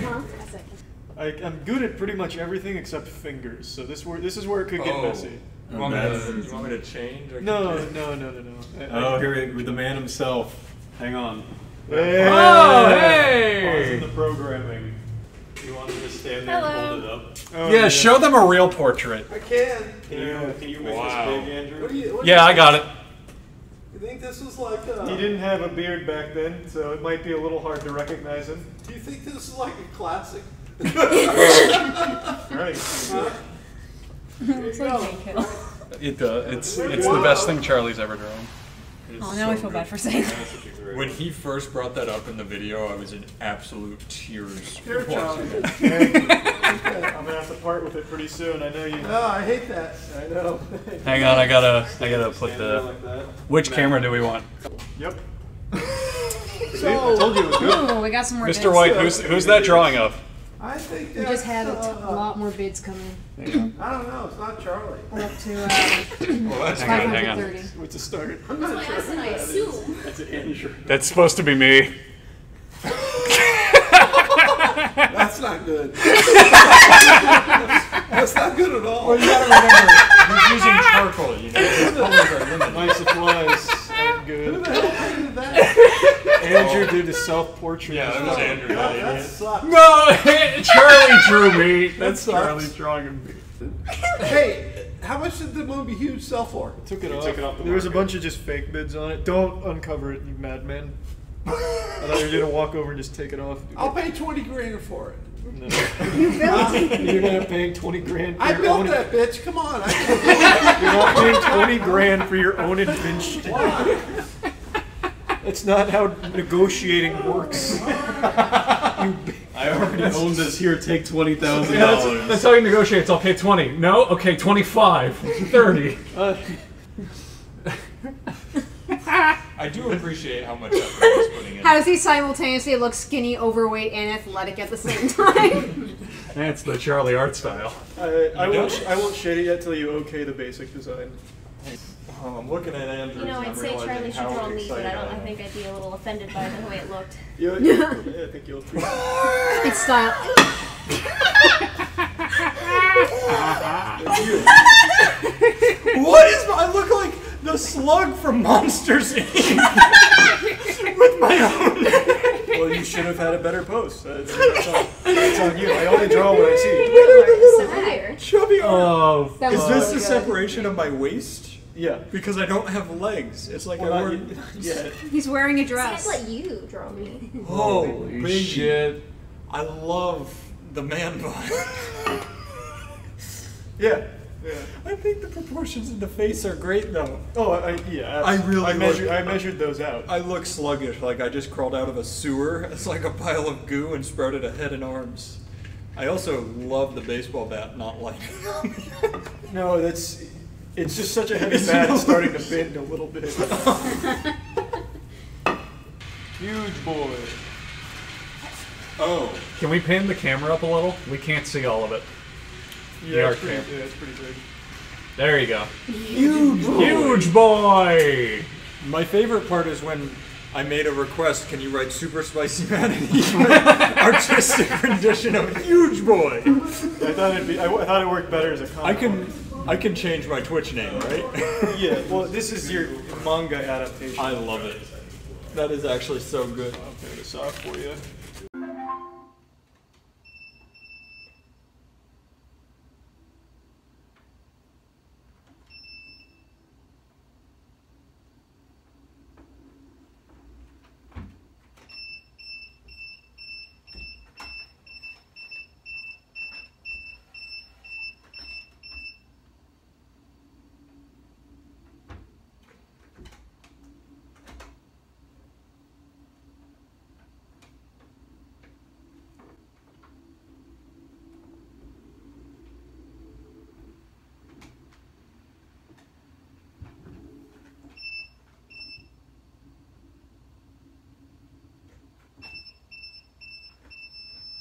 Originally a week or so ago when my dad and I broke the record for the world's fastest gaming chair, it was originally intended to be a chair to replace my old ratty one that was literally falling apart and probably giving me a disease. But the problem is, the chair was gas powered, so I can't just have a gas powered chair as my primary chair in my room, because I'd just be constantly huffing the gas fumes until I'm stupid enough to think the earth is flat, vaccines cause autism, and that ear rape loud meme videos are good comedy. So I needed to come up with an alternate solution. Thus, an electric powered chair was the correct idea. However, after finally completing the motherfucker, I realized it's too high up. This really cheap throne here is not comfortable at all. It's like sitting on broken glass in my asshole. And the problem is the desk is too low compared to the chair's height. So instead, I'm just, like, anytime I want to get close to my laptop or anything here on my desk, my knees are just rubbing against the glass, and it doesn't feel very nice. Anyway, let me show you how my dad and I put this bitch together. I'll show you the secrets in engineering.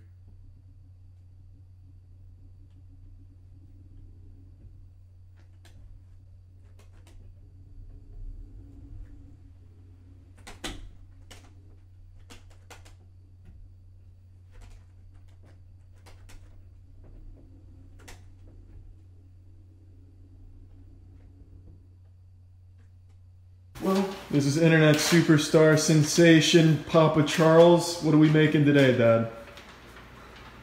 Can't tell you. Wow. Big secret. Well, very wise words. Well, obviously it involves a chair. You can see that, right? Yeah. Which is, I guess, kind of our, I don't know. The last one involved a chair, so I guess this one involves a chair, but well, I'll spoil the surprise for you. By the time this footage is shown, I will have already scooted in on the chair, so you can reveal the Area 51 secrets here. Yeah, but nobody knows how this thing is going to work, so including me. We got to figure it out as we go. All right, we'll have to defy science and build it. Yeah, I can't give away my secrets. Well, it's too late. I've already started recording. Well, I can't give away my secrets on how I'm going to do this. No, but this is top secret stuff. I can't just be telling all my engineering secrets and stuff that I do. You know, I mean, when I do stuff, I just have to think about it as I go. You know, so that's kind of the deal. But I got a plan worked out. Don't worry, it's going to be fine. It's going to be good. You don't want to reveal your creative process? No, hell no. I can't be telling people my thought process. That's shit you just got to know, you know. So. I'm sorry. We'll see the finished product here in a little bit. Well, I'm sorry. I guess we're not giving away the Krabby Patty secret formula. No, we can't. We can't. We can't give it away. All right, punch it. Oh, fuck. What's with this thing? It's just you gotta get used to the technique. You gotta put both feet on at the same time. Nothing's bolted down yet. I'm It doesn't. bust my ass. It'll be fine. Let me show you how a real pilot does it. Oh, well, there you go. Now back up. Well, let's not get too wild here. See? Smooth. It's easy. Yeah, now that I fixed it. Yeah, now that you've bug tested it. The purple throne chair was bundled with a little Halloween costume for a king cosplay that my dad wanted to wear because he thought it was symbolic for the work he put into the project. So this is him putting that uniform on and taking it for its first trip. Taking the maiden voyage. The royal first flight. Watch it. Carry on, peasants. Jesus. You look like an NPC giving a side quest in a video game. What's that? Punch it.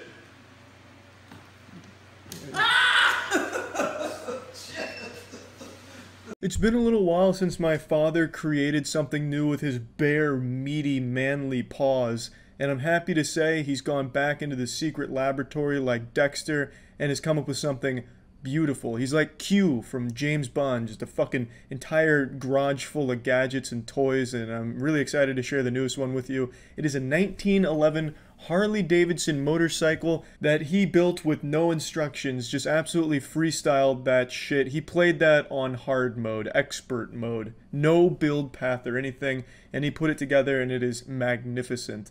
Here's a little sneak peek of my dad's workshop right here. No elves at this Santa's factory, just my dad making some old cars and now an old bike. A motorcycle, rather, but it's kind of just like a normal bike with gas. It's flowing.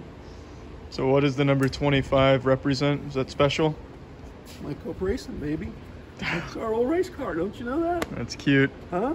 So walk us through it. What was the process? Okay, so what we did is we ordered a 1911 Harley-Davidson board track racer replica kit.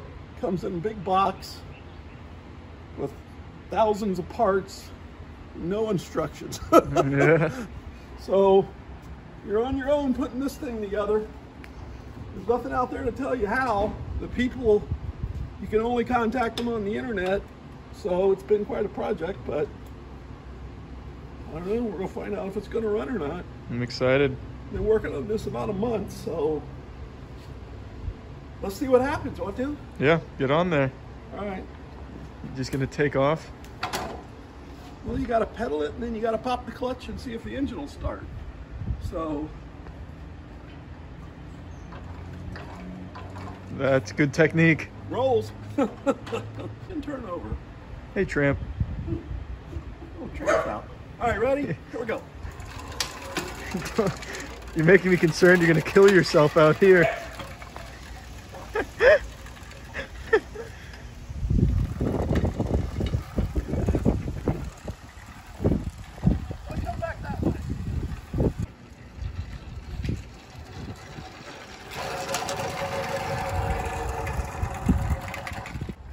It's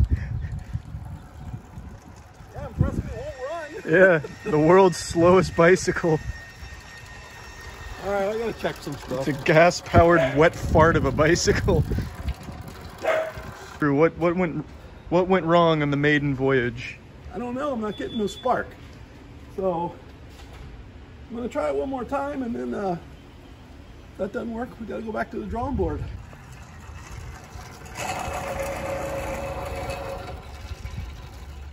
Sounds like a lawnmower dying. Do you think that's maybe as fast as they could get it in 1911? Yeah, probably. Yeah.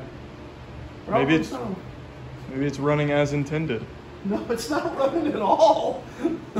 I heard something in there. It sounded like, I don't know, a garbage disposal in a sink. Just the engine turning over. It's not sparking. We gotta take it apart. You have to, All right, stay tuned for part 2. you have to redo it. All right, I'll find out why it's not firing. I'm gonna have to watch the internet. There's a video on the internet of somebody having one of these and wiring it up, and I used what he did. Ah, you plagiarized.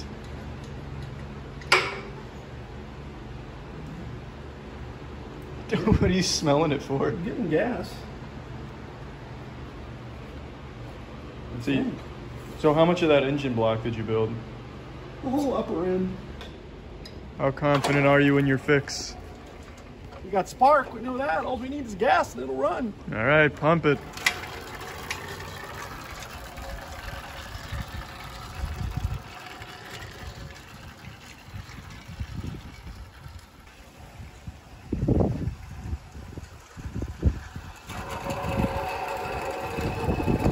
She sounds beautiful. Oh, still not firing. I was half expecting you to fucking take off there. Oh, that's what I'm expecting too, but it's not.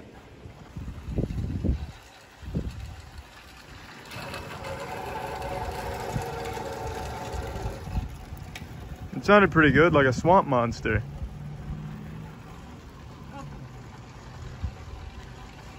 I wouldn't say nothing, it's trying. Sounds angry. I'm sounding angry. Yeah. A month worth of work. Oh, shit. Break time. All right. Fuck. Yeah, I wish I could be more help. I just don't know shit about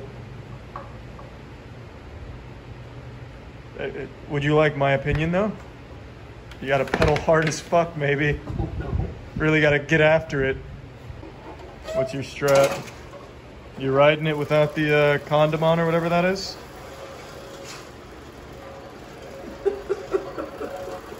It seems like a dangerous move. I don't want to see it go up in flames or something. Come on over here, you're gonna help me. You're gonna get your hands dirty. Oh, I don't like the sound of that. Huh? What are you gonna do? Just bathe it in gasoline and light a match? That's what I'm gonna do. What a strategy. All right, what you're gonna have to do, you wanna pick the rear end up a little bit for me? Yeah, I can do that. Now that I've got my hands dirty, I have a good feeling about this one. Ah.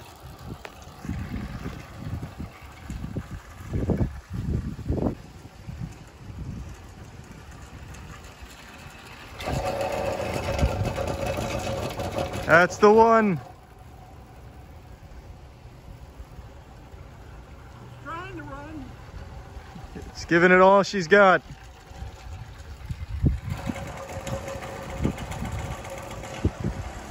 Whoa!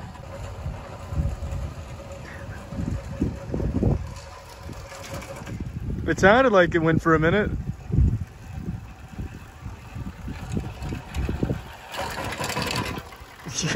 Ran a little bit. Yeah, a little bit.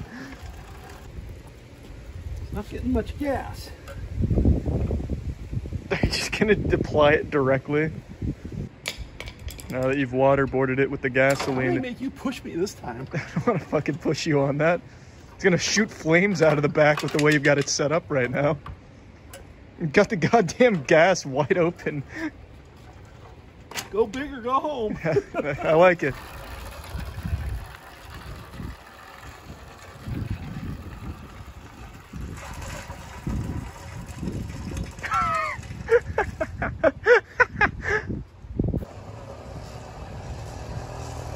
Oh, there it is. There it is, baby. The madman.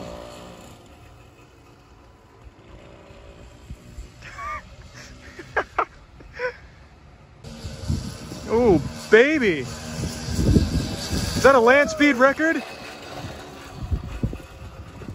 The mad scientist of 1911 motorcycles.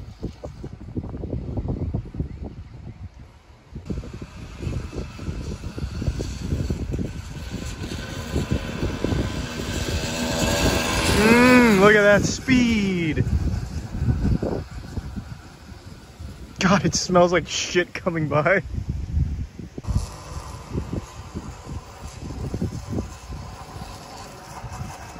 Good shit.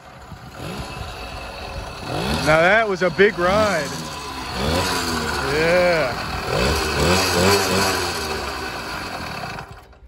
Woo! Victory! That's how we do it. That's how we do it. Never say never. I mean, it's basically just a fucking gas can on wheels at this point. We got it stripped down to its bare bones. Hey, it's fast too. Yeah, it looked fast. Sounded fast. It smells like shit. Victory. It smells like victory. I like it. That was fun. Yeah, it smells like if 4th of July fireworks took a shit. Hey, we got it going. Hey, that's what counts. That's all that counts. Yeah, that's a month's work of work right there, and you ended up taking half of it apart just to pour gas on it. Yeah, but I'll tell you what, how fast do you think I was going? Well, it had to be at least 25, I'd say. Shit. It felt like it was 100. Travel through time. Thing vibrates like a bitch. Oh, that was fun. That looked fun. You gonna ride it? I'm not trying to die, no. I'll probably pass today. Shit, come on. Maybe when we get the safety parameters in place, I'll give it a spin. That takes all the fun out of it, the safety parameters. Yeah, I guess so. All right. You're lucky no one was out here lighting a cigar within like a mile radius. I know. The air would have got set on fire. That was fun. Okay, maiden voyage over. Good shit. Congrats. Contrary to popular belief, I wasn't created in a lab. I am not the product of science. I am the product of nature. I was created in a sack, much like many of you watching this. And over the years, I've introduced you to my father, the person responsible for me being alive. God bless. And I wanted to give you a little update on my dad because recently the two of us have embarked on a new journey here. It's one of my father's dreams. It's something he's talked about for as long as I can remember, when I was still just an infant, soiling my diapers and huffing glue, when I didn't even have the ability to process cringe and couldn't even play video games because my stupid little cringe-ass baby fingers couldn't grab a controller. From the time I was born, basically, my father bestowed upon me an overarching quest, like something out of an MMO, like a long-term quest. And now, the two of us are finally going to try and complete it. My father's dream, that he's had for so many decades now, is to build a 32 Ford.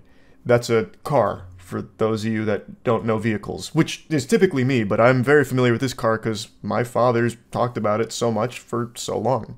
It's a car that holds extreme sentimental value to him for two big reasons. One, it's part of his favorite movie, American Graffiti. And two, he and his father actually built a 32 Ford back in the 70s because of American Graffiti. And I'll let him tell the story of what the 32 Ford and the building of it means to him, also what happened to it, and then I want to tell you what we're doing. You ready? Ready. All right.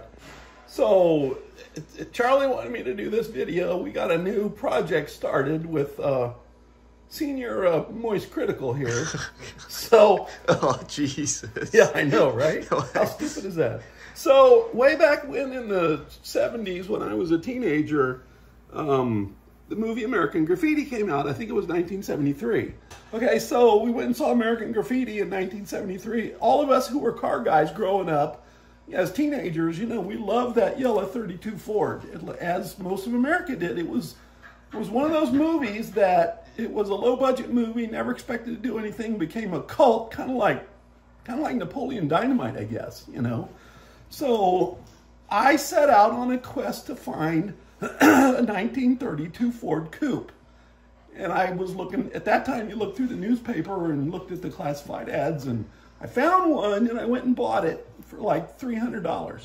So I brought it home and to my mom and dad's house, and this is what it looked like. It was a piece of crap, okay? So my dad said, what the hell are you gonna do with that? And I said, we're gonna build this yellow 32 Ford Coupe. So we were not car builders at that time. We just decided that we were gonna do it. So I'd go to the junkyard, I'd get parts, we'd make them work, we'd fabricate, we'd do all this stuff. There's your grandfather with the chassis and everything. There's the chassis when we put the motor in it. There's the A-frame we built to put the motor in it. Now, this was way before the internet. This is the chassis with the motor in it, body. This is the first time I drove it. There's me when I was like a teenager. We built it from pictures. This is the car when I was at a car show in mid-70s. So I was in quite a few car shows around Florida. What happened was, of course, I was a young teenager with no money, right? Mowing yards to try to buy anything I could buy, right? With making money. And a guy came up to me at the car show and wanted my home phone number. So, of course, back then, you didn't think nothing of it. You just gave it to him. Oh, yeah, here's my phone number. Well, can I call you? Well, yeah, you can call me. So a few days later, this guy calls me, and he wants to come look at the car at my house. He says, is it for sale? At my parents' house. And I said, no, it's not for sale. So this guy comes, he's a fireman, and he's got $5,000 cash. I thought you said it was $7,000. Well, $7,000 cash. I think it was 5 or 7. I can't remember. I think it was 6. No, he had $7,000 cash. That's what it was. So all of a sudden, he whips out this stack of $100 bills, and I'm like, are you serious? That's the most money I've ever seen in my life. And he says, I want to buy your car. And I said, you just bought it. So he pays me the $7,000. He takes the car and he leaves. Now, my mom and dad are gone shopping, doing something. And they come home, and my dad's like, where's the 32 Ford? And I said, walk in the kitchen and look on the table. And I had taken the $7,000 cash and spread it out all over our kitchen table. Yeah, you did the money spread. And they walked in and saw it and said, holy shit. I don't think they'd ever seen that much money either. So that's what happened to the 32 Ford. And of course, it was gone. I recently found another 32 Ford all-steel coupe in Georgia and went and bought it. And we're gonna build the American Graffiti coupe once again. It's a bucket list thing, but that's my project for this year. Fuck yeah. And that's it. And it's gonna look great. Yeah, that's it. So, we'll see ya. Beautiful story. Just in time for the holiday season, too. So that's the lore breakdown of the 32 Ford and its importance to my father. Thus, its importance to me. I've always encouraged my dad to really try and find, you know, a way of working on a 32 Ford again, because I know how much it means to him. And he's just never really been able to find it. It's not exactly an easy thing to come across, especially like an authentic 32 Ford. And like, also, he doesn't have like a facility to build cars in or anything anymore. He'd have to do it like out of his garage. So it's just been really difficult. But he found just a unicorn with this 32 Ford, which I'm going to show you videos of. And he said, fuck it, we'll do it live. He pulled the trigger on it, got the 32, and contacted a friend of his named Joe, who does have a facility to work on cars. He has a place called Joe's Paint and Body. And he said, hey, listen here, brother, you can come work on the car here as long as I get the help as well. So the two spit on their hands, shook on it, and now he's got a place to work on the car. He's also got someone to help him, and I will also be pitching in when appropriate. I don't want to ruin the build or anything, but I know for my dad, him building the 32 Ford with his dad was really special to him. So I want to make sure that I can do the same for him on this 32. All right, hey everybody, here I am at the world famous Joe's Paint and Body, Ocoee, Florida. This is Joe. Say hi, Joe. Hi, Joe. So here's the project that we're taking on, this 32 5-window coupe, and it's going to be a yellow American Graffiti 32 Ford. So the car is 100% real steel body, It's uncut, never been touched. Car's in fantastic shape. We're gonna really do a number on this thing. So, all right, so we're just standing here, Joe and I, trying to decide how we're gonna approach this project and what we've decided. Joe, why don't you tell them what you just told me about this car? Well, somebody's cut the front frame horns off. They're supposed to be hanging out. So I say we find those and put it on, and we got to put the spread bar in it. And then we got a 4-deuce setup carburetor and intake's going to go on it. We are going to paint the car yellow. We're going to do a frame off on it. We're going to change the headers. So we're going to take off. It's got a Meladon racing oil pan that don't belong there. We're going to take that off and put a regular 327 pan.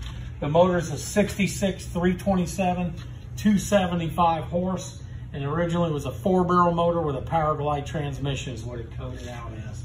They got a turbo 350 transmission in it with a 3-speed manual valve body.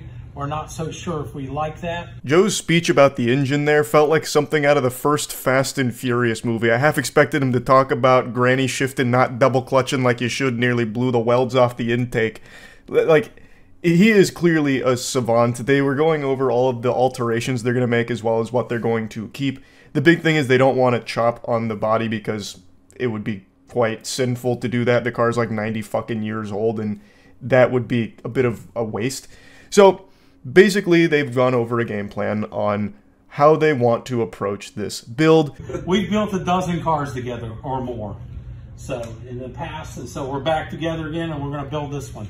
This is going to be next year's project, and we'll get her done. Yep, and we'll keep making these videos and sending them in and putting them in the can, and then we'll just show you the progress as we're going. Thanks. Such an unbelievably wholesome sign-off from my dad right there. It almost seems like it was a hostage situation with the way he, like, ended the video. Just like a wide-eyed 1,000-yard stare. Thanks. Like he was being held at gunpoint for it. I promise you I'm not forcing them to film or document it. It's my dad thought it would be fun to do that together with me and Joe because this is such a meaningful project to him. Plus, a lot of people always ask what my dad's up to because he lives a very interesting life. So I thought it'd be fun to also do this and film it with them so that way I could give you updates on it. I think it's a really fun project. I am always excited when my dad takes on something big like this. I haven't seen him build a car in probably close to 15 years now. He just hasn't had the time nor the facility to do it, so it's going to be really cool to see him dust the cobwebs off, shake it off, you know, lubricate the gears again, and get out there and make cars, which is something he's always loved to do. So I just wanted to share this with all of you. I thought maybe some of you would think it was cool, especially those of you that like seeing the updates to my dad's wacky adventures. And I'll give you a little bonus Easter egg here. I talk about this on stream, but my dad also got really big into building models. So he is huge into making miniatures now, so I'll just show you like some of the collection of things he's made. He makes pretty much all of them from scratch, literally eyeballing it, and it's so fucking cool. Look. Oh yeah. The dueling top fuel dragsters, eh? Built from scratch. Built from pictures, right? Built from pictures, yeah. No directions, that's for pussies. You build based on Google Images. Like a real man. It's getting close to a year since I told you all that my dad has embarked on his ultimate quest. That makes it sound like he's going to fight in some kind of climactic final battle for the fate of Middle-earth. What I mean is, my dad has had a bucket list item for a long time that he has wanted to do for as long as I've been alive, and even longer. He's wanted to build a 32 Ford, often considered the Holy Grail of old school hot rods. At least according to my dad and Joe. I don't know any better. I'm like a sponge just taking in all that information and just accepting it as true. If you asked me what the Holy Grail of hot rods would be, I'd say probably Lightning McQueen or some shit. If you could build Lightning McQueen and bring that to life or something, I'd say that's probably the most impressive feat that any car builder could ever accomplish. You all know me, I'm a goddamn Neanderthal when it comes to cars. All I know is if it's got 4 wheels, I can drive it. And if it's got an exhaust pipe, I could fuck it, but I won't. Point is, I'm not a huge car guy. That gene wasn't passed down to me. But I do have a big interest in watching my dad fulfill this dream. And I do think the car is badass. So, I have been doing my best to try and help him with that. And as I told you all about a year ago, he was able to locate one, we purchased it, and they began stripping it down to its bare bones in order to rebuild it better than ever to match his favorite car from his favorite movie, American Graffiti. So I wanted to give you like the almost year update here because I went over to the shop with my father to check in on all the progress and kind of just talk about it. I also want to mention it's not just solely my dad and Joe. Joe has a whole team there that is also helping with this project, and they're all doing an incredible job with it. Well, good morning. How's that? That's it's good. Well, good morning, everybody. Good morning, everybody. We're doing pretty good with this thing. We got the motor dyno tuned at Rob at Central Florida Machine Speed. Him and Gene over there. 4 2-barrel carburetors. So what the fuck does that mean? It means it's going to be haul ass is what it means. Love that. It's the exact same intake manifold that was on the American Graffiti movie car. Yeah. Perfect. So I found it in California, shipped it, bought it, shipped it here. Yep, and we're switching it from automatic to a 4-speed. And so we've rounded up the flywheel, the right flywheel and clutch for it.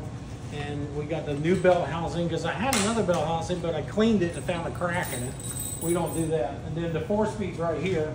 It's an M21 close ratio, 1968. My dad and Joe have built so many cars together over the course of about 35 years, but they've been on a bit of a hiatus, at least as a tag team duo here. It's like Simon and Garfunkel getting back together for them to tackle this project and build this 32 Ford together. It's a thing of beauty to behold. It's kind of like building those Gundams from the kits, but bigger scale. And, well, actually, it's nothing like that, actually. The only thing they have in common is that both get assembled here in very different ways. But the thing is, it's very interesting seeing this come together because my dad sent me videos and pictures throughout this entire process, and it started with them completely stripping that car down in order to build it exactly how they wanted to with all of the material and all the parts, as well as building new parts, ordering new parts, and just really compiling the masterpiece 32 Ford that they both really want to build. And it's super cool to see how far they are. Apparently they're about halfway done with it. So as you kind of go along, you make what you need and improvise. You know, A lot of improvise. A lot of improvising. So we had to switch from a single pedal to a double. So we had to cut all this out and re-weld it all back in. And then Charlie and I had to put the firewall back here and had to recut the firewall for 2 pedals. So we got the clearance done on it. So that firewall, Charlie, sits right here. Yeah, it's right behind the the motor. very front of the body right here. I got you. So this is what separates the motor from the body, that firewall. So you put it in behind the pedals? Right. So it actually bolts on right here. Slides in, yeah. Right, like right here. It bolts on. It's your protection from if something blew up or something happened.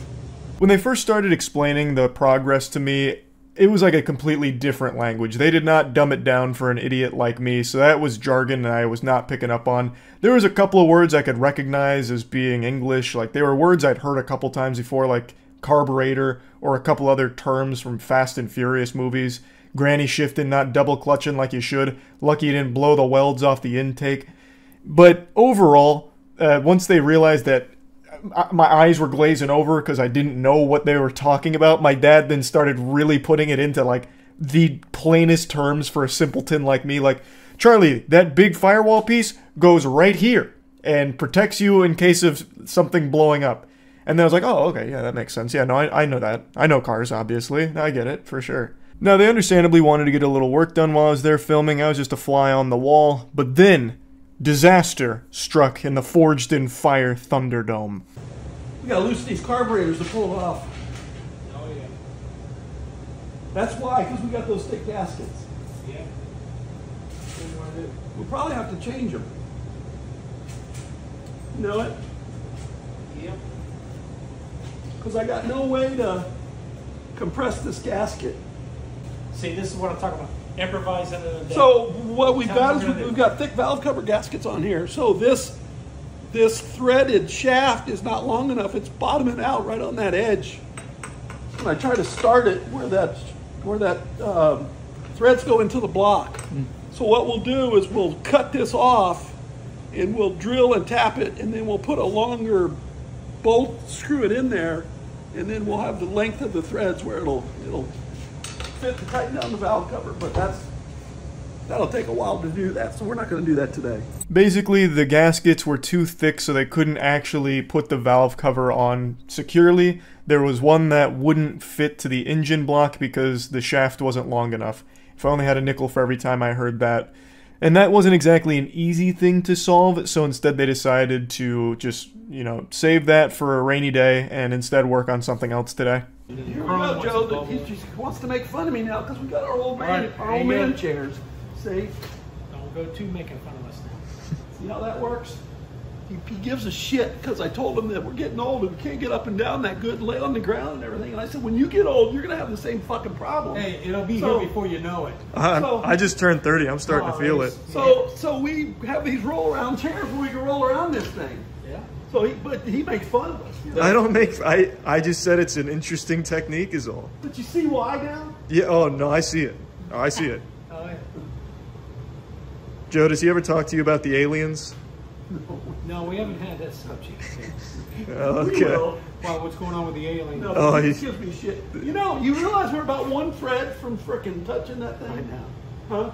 I wasn't making fun of them for using chairs. I actually think it's really efficient since they have it propped up. Obviously, like, you don't want to just be crouching the whole time. Just roll around on some chairs. Like, I think that's super efficient. I don't know why my dad thinks I was making fun of him. Hey, that wasn't me. He's out there fighting a ghost with that. I giggled the first time I heard about his, like, rolling techniques because the way he portrayed it was comedic. You know, I wasn't laughing at the actual subject matter. I think it's a very good idea. And I was extremely curious if my dad ever talks to Joe about aliens, because my father fucking loves aliens. Anytime I go over to eat, that is one of the first subjects we talk about. It'll either be the food that built America, where he's giving me a lore update on Oreos or the history of Pop-Tarts, and then it's immediately into, yeah, so have you finally seen the light about the aliens building those pyramids? Do you get it now? And I'm always like, nah, Dad, I still don't think the aliens built the pyramids. So I was just wondering if you ever talked to Joe about it, that's all. We have a Summit catalog. We can buy everything off of Summit.com, SummitRacing.com. There's your plug, Summit Racing. We won't charge you for that, right? Yeah, that's right. Next time it's going to cost you. They recognized they were going to need some additional braided cords, so they turned to a catalog. And let me tell you, the way that they handled that catalog made it seem like they were looking at a Playboy magazine. I'm pretty sure they were both salivating at the car parts in there. Let's talk about the body ready to go into paint. All right. So how long have we been body working on this thing? Months. But this car was really nice when we got it. The floors are in it. I mean, it was a really solid steel body, all steel. It had been drag raced in the 50s, but it hadn't been all cut up. Well, the car was a bunch of old paint on it, a lot of old paint. Last time this car was painted was 1950. 59. They say it was painted 59. So we had the body sandblasted. That removes all the paint and all the old primers and stuff. And it had like 32s are known for having stress cracks in here for the body flexing. So we welded all those out. So it wasn't just the frame and everything. They did a lot of body work as well to make it legitimately as perfect as a 32 Ford could ever be.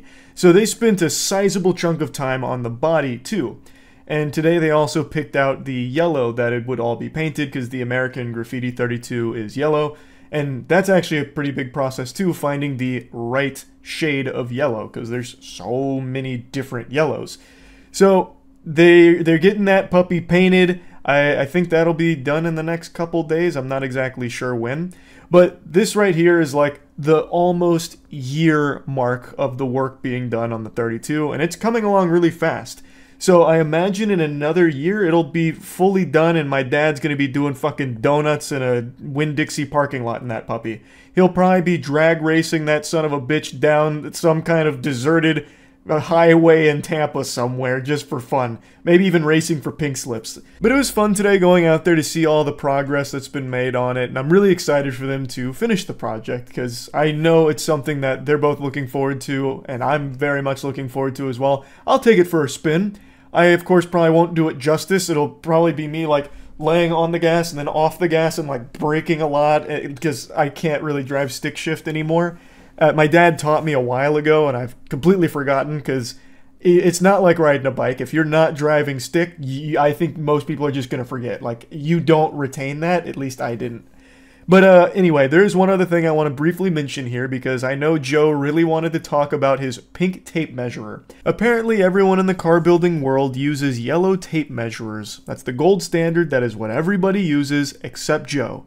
Joe uses a pink tape measurer because he said over the course of 30 plus years of building vehicles, he would notice oftentimes people would take his tape measurer. And he had a hunch that if he switched to a pink tape measurer, they might view it as not manly enough and not take it. And it's been about 20 years now and it's not getting stolen, so I guess this hypothesis was correct and it's not like it bothers Joe at all. On camera it looks more red, but in person it's like a vibrant pink. Now tell us about, Joe, tell us about your pink tape measure. Oh, pink tape measure. There's an interesting subject. Years ago, I had people, and my measuring tapes kept disappearing around here. One reason or another, people take them, steal them, lose them, whatever. So I bought a pink one. And I've had this thing 20 years. Nobody has stolen my pink measure tape. I'm cool with it. So yeah, that is the update on the 32 Ford project. That's about it. See ya. With quarantine still in full effect, esports are growing more than ever. Professional video gaming and just video gaming in general has become much more mainstream and reached an even larger audience from people that are just looking for activities to fill the time they have on their hands. My dad is one of those people. As esports have grown, I'm telling you, my father's about to shut the entire fucking thing down. He is about to light that entire industry on fire by becoming the world's premier esports athlete. For the last 2 weeks, my father has been in the laboratory constructing the ultimate gaming setup with a little bit of my help, which isn't a whole lot of help because I myself am not a very computer savvy person, so it's kind of just like my dad would ask me questions, but it'd be like asking him to a fucking brick wall because I don't know it either. It'd be like, Charlie, how do I set this up? And I just give him basic shit. Like, have you tried turning the HDMI off and on? Just shit that didn't help. But he eventually got it done, figured it out by himself and with the help of Andrew. And he's got an incredible setup going now that he has been putting actual, real, hardcore, elite gaming barbarian hours into, going at least 4 hours a day of practicing on the tracks and fine-tuning his vehicle. I'm telling you right now, my father is going to be to racing what Faker is to League of Legends. My dad is probably going to be the best iRacer in the world. Let me show you a little footage from his recent practice session this afternoon.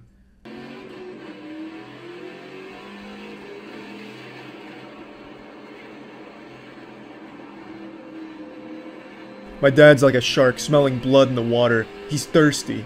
So he just moves right on past number 25 here, coming up on turn number 2. Easy, casual. Just blows right by him like he wasn't even there. Just throws that shit in the garbage and says, get the fuck off of my track. You're not welcome here. Not even worthy to share the road with me. It's just so easy for him. Look at that. No sweat. Nothing. It's as if he's playing this game with his eyes closed, and he very well may be. Who knows? It's just he's truly a master of his craft. And that steering wheel, I can only imagine, is made out of pure adamantium because that's the only material that would be strong enough to withstand the grip strength of my father behind the wheel. I'll wait for somebody. Did you catch that statement? I'll wait for somebody. My father finds this game so easy that the only way he can even give himself an iota of a challenge is by slowing down to their level just to give himself even a little bit of a thrill. He's like the anime supervillain that just wants somebody to match his power. Casually avoids an amateur who's wrecked, and at this point he's just saying, you know what, these rookies can't match my thunder, just get the fuck away from me, you're not welcome here. Takes him out like an assassin, says that's enough of that shit. Nice. Wrecked him. Gives him a bit of a taunt. If this was Mario Kart, probably would have tossed a banana back there just to fuck him up even a bit more. But wrecking him is an understatement. What my father did was annihilate him. Absolutely eviscerate him. I wouldn't be surprised if his opponent just outright quit iRacing after that. There was no sportsmanship on display right there from my dad, nor did there need to be. They didn't earn his good sportsmanship. This is just too casual. It's too easy.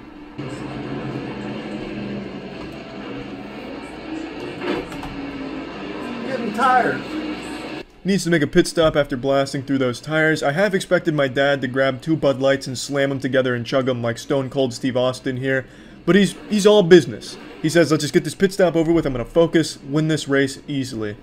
As the bloodbath continues, my dad is still driving with a purpose, and that purpose is to be the very best. 2 cars ahead of him here, but that's not going to be for long. Passes 1 and he's still greasing his way to the top here, just ready for that champagne shower in the championship circle. And it's just a, highly aggressive, highly effective style of driving. Unfortunately though, there must have been a bit of an oil slick on the course. Someone must have sabotaged it because something threw my dad's car way out of control. And it's a real shame what happened there. But it is what it is. The only way they could beat my father is by cheating, and you hate to see it. But I think it goes to show you just the kind of potential my dad has behind the wheel of iRacing. As you can see, just a bit of miscalculation, throwing the asshole of the car out there, just throws the entire ass out, spins out. But he doesn't go down alone, he takes out at least 3 other cars with him, so pretty decent, I'd say, all things considered. Now, I was lucky enough to get an interview with this particular race car driver here, the champion, and I got to ask him a few questions just about where he sees himself in the future of esports racing. So I went with the basic setup, and it didn't handle too well, so I called Mike Cope, and I said, look, I've got a 200-pound left front spring, a 225-pound right front spring, a 225 left rear spring, and a 425 right rear spring. And I said, the car turns pretty good with a 2-inch sway bar, but it's pushing in the center of the corner. And he says, CW, you got too much left rear spring, put in a 175-pound spring. So I put in a 175 and the bitch turns good. That's great. Yeah, I don't know what any of that shit means, but it sounds very complicated. We got a little inside scoop here. Little advantage on some of these other guys. Do you think you're going to be the biggest name in the iRacing scene pretty soon? Shit, no. Hell no. That's what every grand champion says. There's some guys on there that have won thousands of races, and plus you got all those NASCAR guys that I mean, there's a couple of them guys that have run 1 in 2,000 races. I've been on it for 2 days. That's about it. I mean, it took me 2 weeks to build it, and then I've been on it for a couple of days, like pretty hard, just to try to figure all this stuff out. And you know me, I'm not no computer whiz, but I'll race with the best of them. So it's going to be fun. It's going to be a lot of fun. I think so too. Is there anything you want to say to the up and coming other drivers out there? Any like WWE words of intimidation? Yeah, look out, bitch, I'm coming for you. It's beautiful. Well, you heard it here first. I imagine Team Solo, Mid, Cloud9, all of the big gaming organizations are going to be knocking on my dad's door, shoving 8-figure contracts onto his plate. But only time will tell if he's even interested in pursuing the professional gaming organization route. But yeah, I just wanted to share all this with you and let you all know if you are an iRacing enthusiast, there's almost no reason to go professional anymore now that my dad's tearing up those tracks. He's going to take it by storm, I'm telling you. That's about it. See ya. A couple years ago, I made a video showing you all my dad's iRacing setup that he made for himself and his journey to become the finest iRacing competitor this world has ever seen. And I'm often asked what he's up to now. Is he still racing? Gaming in general? What's the deal? Is Papa Charles still out on the Sigma Male grind set? And I'm happy to report that he is. I'm going to take you on a tour of my dad's latest in gaming, and this is going to kind of be like the 100 Thieves compound walkthrough, because what my dad's built is nothing shy of beautiful. He's completely redone his racing room, and it almost looks like a museum. It's filled with things that you'd probably see on an episode of American Pickers from the History Channel, but all of it has meaning, and I think it all comes together and looks great. I love the old slot machines and old pinball machines, and the jukebox ties everything together. Walking into this man cave is like walking into a greaser's hangout spot. His actual racing simulator setup is about the same as it was, only with a couple of minor tweaks and upgrades, but overall largely the same. Now, of course, this isn't the only thing my dad's been cooking up recently. He's like Jimmy Neutron with inventing shit, and he's always coming up with new wacky ideas, but in particular, he's been focused more on gaming recently in general. But before I show you his like gaming setup, I want to talk about his iRacing career, because it's been a couple years now since he became like an active athlete out there on the track, and he's been hitting him with that fucking shake and bake. So he hasn't been racing for rank too much these days. He mainly just races with like a group of friends that they all have fun racing with, and he'll sometimes hop into other lobbies as well. But he saves most of his wins, and he has over like 200 of them now, which is pretty impressive. He's a fiend out there, like the boogeyman. He has a strategy that he always employs where he just kind of hangs back for most of the race to like the last 3 laps, And his logic behind it is he's pretty sure other people are going to crash in front of him, so he just waits it out, and then towards the end, just fucking books it and just slaps them around. And the strategy clearly does seem to be effective. But he's not just iRacing now. Like I said, he wanted to branch out into other forms of gaming, so he's been getting into things like World of Warships and all of that. So he's set up his own gaming headquarters, a battle station that brings a tear to my eye. It's so wonderful. Now, what if your personal battle station is getting a little old and stinky, PC's a little grimy, not as great as it used to be, and it's time for an upgrade? Well, why not go to Starforge Systems and get a Starforge PC? I'd personally recommend the Horizon 2 PC and the Horizon 2 Pro. Just absolutely amazing systems and some of the best price to performance around. Now, if you watch my streams, you'll know that Starforge Systems is a company that I'm personally involved in as one of the owners, as well as OTK, and I want to squash this right now. The logo is not cock and balls. I know Linus Tech Tips speculated that it was a penis rocket, but that's just a happy little accident. It only appears to be a penis rocket under certain lighting. But anyway, I do honestly recommend Starforge Systems to anyone that needs a PC upgrade and doesn't want to build it themselves. It's what we all use at the warehouse. They're absolutely amazing, and right now we're releasing the Voyager Creator Pro, which features the newly released NVIDIA 4080. The supply is a bit limited, so absolutely hurry up if you're interested. But if it's sold out, you can select Notify Me when available, so you can be notified the second that it gets restocked, and the restocks do happen often. How many kills do you have so far? I don't know, a lot. Sometimes I just stalk them until I blow them up. Aha! Was that you or a teammate that got him? I think it was him. Yeah. So how many weapons do you have? Just these guns. I haven't even got any more weapons yet. Oh, I see, okay. I'm just too into blowing them up. Man, that guy sucks. There's a lot of them suck. Do they even fight back? Well, they can't aim. That's the problem. Like, most of them can't shoot. Is that even like a battleship? It seems more like a civilian transport vehicle. It's a cruiser. Okay. Enemy cruiser foundered. Aha. Yeah, I haven't even seen anyone shoot at you yet. Are you sure you're even in like a battle? You're just killing like fishermen or something. They're not even fighting. No, this is a battle. Of course they're shooting.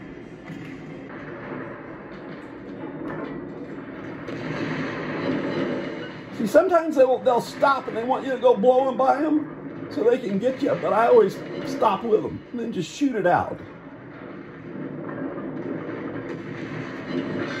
Ah, got his ass. Yeah, it looks like they're about to run out. They are. 576 to 56. That's all me, brother. I was blown away. I watched like 3 matches from my dad. He was dropping like 6 or 7 kills a game, which for that game seems pretty high.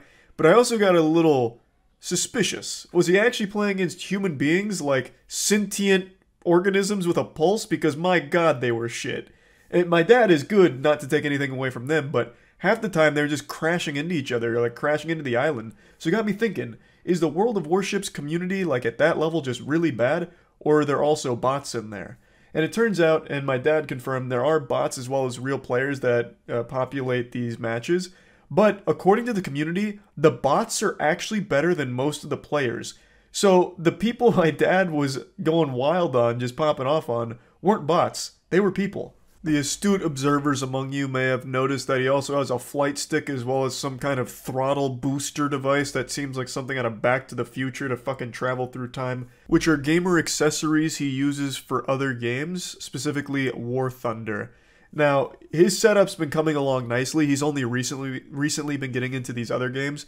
I imagine a month from now he'll have a setup that looks like he's gonna pilot a fucking mech. It's alright though, it just takes practice.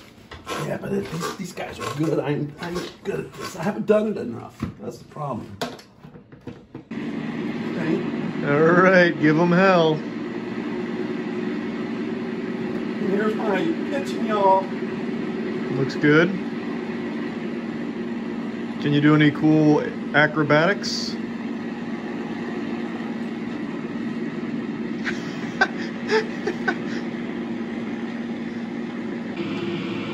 Oh yeah, he's fucked. You got him.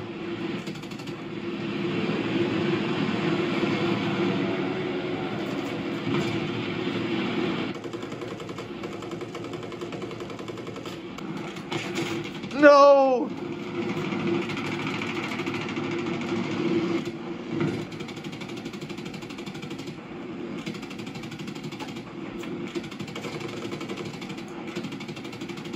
Yeah, you got him right where you want him now.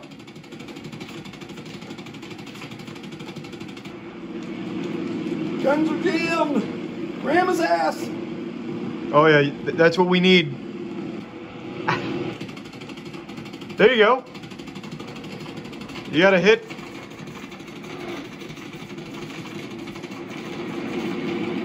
Shit. That's so freaking hard.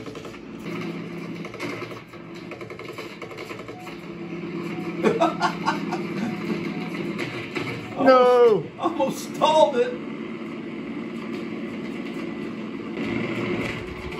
Oh shit! It's hard. No! See? I think that's the longest I've listened. I thought it was a valiant effort here. My dad went out there and gave it his best. Unfortunately, the player base for War Thunder does seem a little more experienced than he is, but he's learning, and I have no doubt he'll be top of the food chain pretty soon. As you can see, my dad's been mainly focused on like simulator-style games, but he says he's open to try pretty much everything. So I've been trying to come up with games I think he might enjoy. I also even tinkered around with the idea of showing him RuneScape if I wanted to absolutely ruin all of his free time, but I thought that'd just be a little too evil for right now. I'll probably ease him into some good starter games. I legitimately do think he'd enjoy Doom, so I'm going to try and get him on that Doom hype train, get him experiencing some wild FPS action. He just strikes me as more of an action-oriented gamer, so those are the games I've been mainly looking at. But anyway, I just wanted to share this little update since a lot of people keep asking, does my dad still continue to game? The answer is a resounding yes, and he is only getting more and more into gaming as a hobby. So yeah, that's about it. See ya. The magical world of esports continues to grow. Now please join me as we take a peek into my crystal ball and I show you the future of this sport.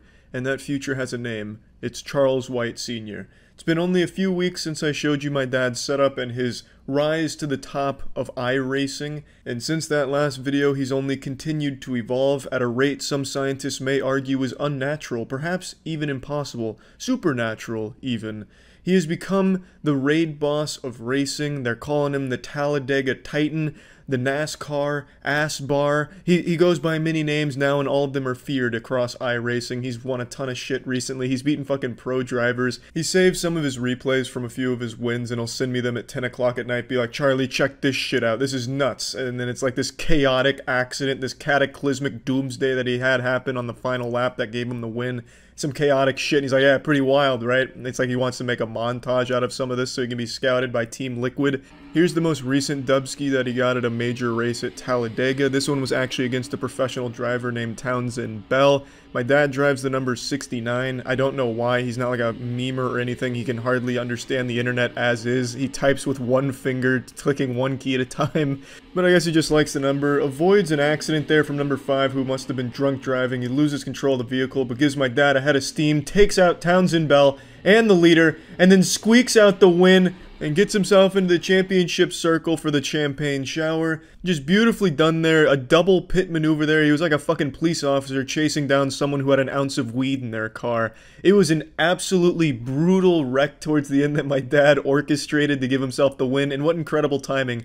Right at the fucking finish line. You couldn't have drawn it up any better. Here's the results right here. You can see he actually did place over the real Townsend Bell, so huge congratulations to my dad. I don't know what the 3 at the end of his name means, and neither does he. He accidentally pressed it while creating his account. I'm pretty sure he's changed it since here. I'm not quite sure. Either that or he's got another account that he's smurfing on. I have no fucking clue. The command center. Check the furniture. Yeah. It's nice. I recently went over to my father's command center to get a little behind the scenes action here in an interview with the future eSports iRacing champion. I also got to see his new iteration of the slot car track. It's been like a year and a half since I first showed his slot car track, and he's made a lot of different adjustments to it and changed it a lot of different times. I think this is the design he's settled on. He's also got this giant fucking power box to make the cars go extremely fast if you run it wide open. And that fucking power box is hardcore. That bad boy's probably using 80% of the city's total power grid. So I don't want to rush these guys. That guy in the middle is going to make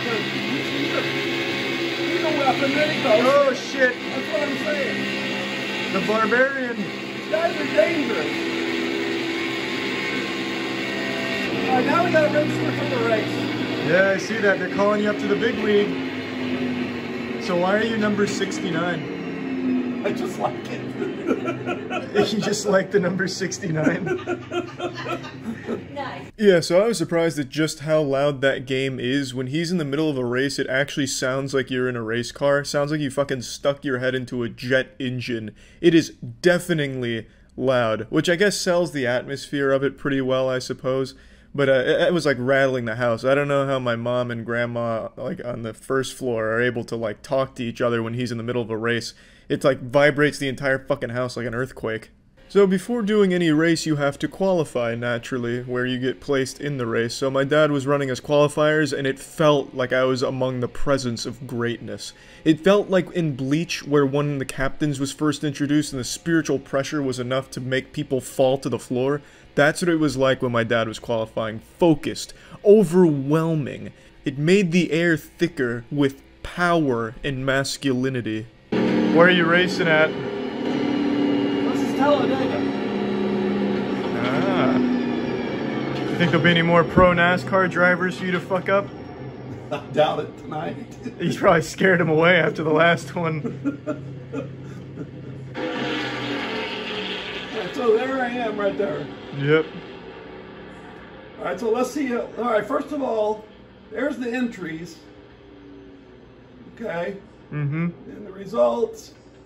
Oh, second, baby. You've qualified second the last, like, 3 races you've done, huh? Yeah, I've never been out of the top 3. So... pretty good stat. The problem with second is I'm starting on the outside. In 2 minutes, we got to be on the grid to start. Okay, how do you feel about Scott Nation? What do you know about him? Who's Scott Nation? The one who qualified right ahead of you. I don't have any idea. I hope Scott Nation can stay in his own lane. So why is your name Charles White 3? I don't know. What happens if you pass the guy right now? The pace car? Well, the pace car or Scott. Well, nothing will happen if I pass Scott. Well, isn't that cheating? No, because we haven't taken the green flag yet. So when he goes, I go. Oh shit! Immediately past Scott. Poor Scott must have just thought a lightning bolt crossed his screen. A video game glitch. My dad passed him in record time. He was in second place for probably less than 4 seconds total. I'm surprised they haven't wrecked behind us yet. They seem to know what they're doing.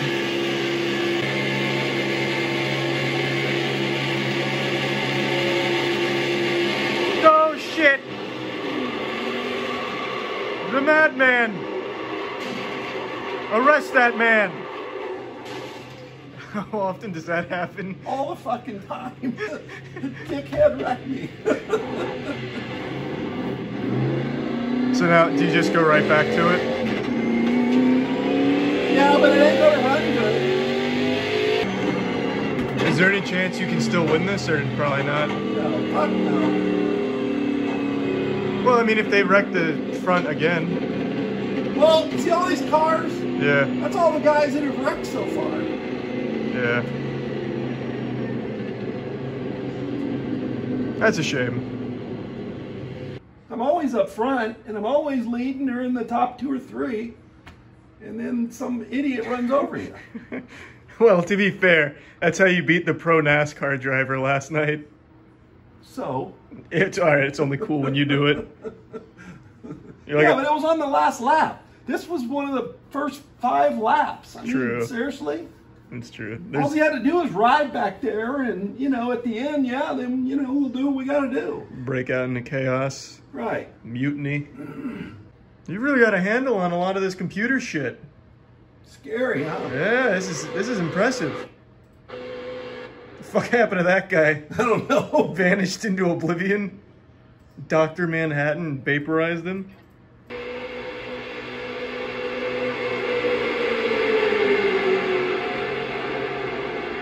When that guy goes in the grass, I hit the wall.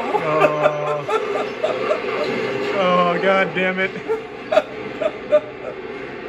Is that something they could fix in the pit crew? That would be a no. So were you out of the race with that? Uh-huh. I just quit.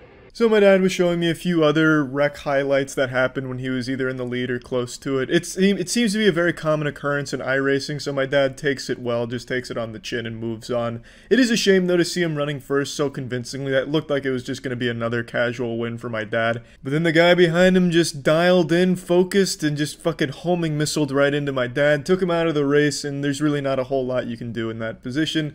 But it's still a very impressive showing nonetheless, just how easy it was for my dad to qualify second and again take first so quickly. Nothing shy of best in the business level moves, no doubt. Now I wanted to give it a try to see what it was like, so my dad set me up with a sprint car track to give it a whirl. Am I going to need to be a clutch shifting and all that? No, just let me adjust the... I can reach it. See? This is my driving posture.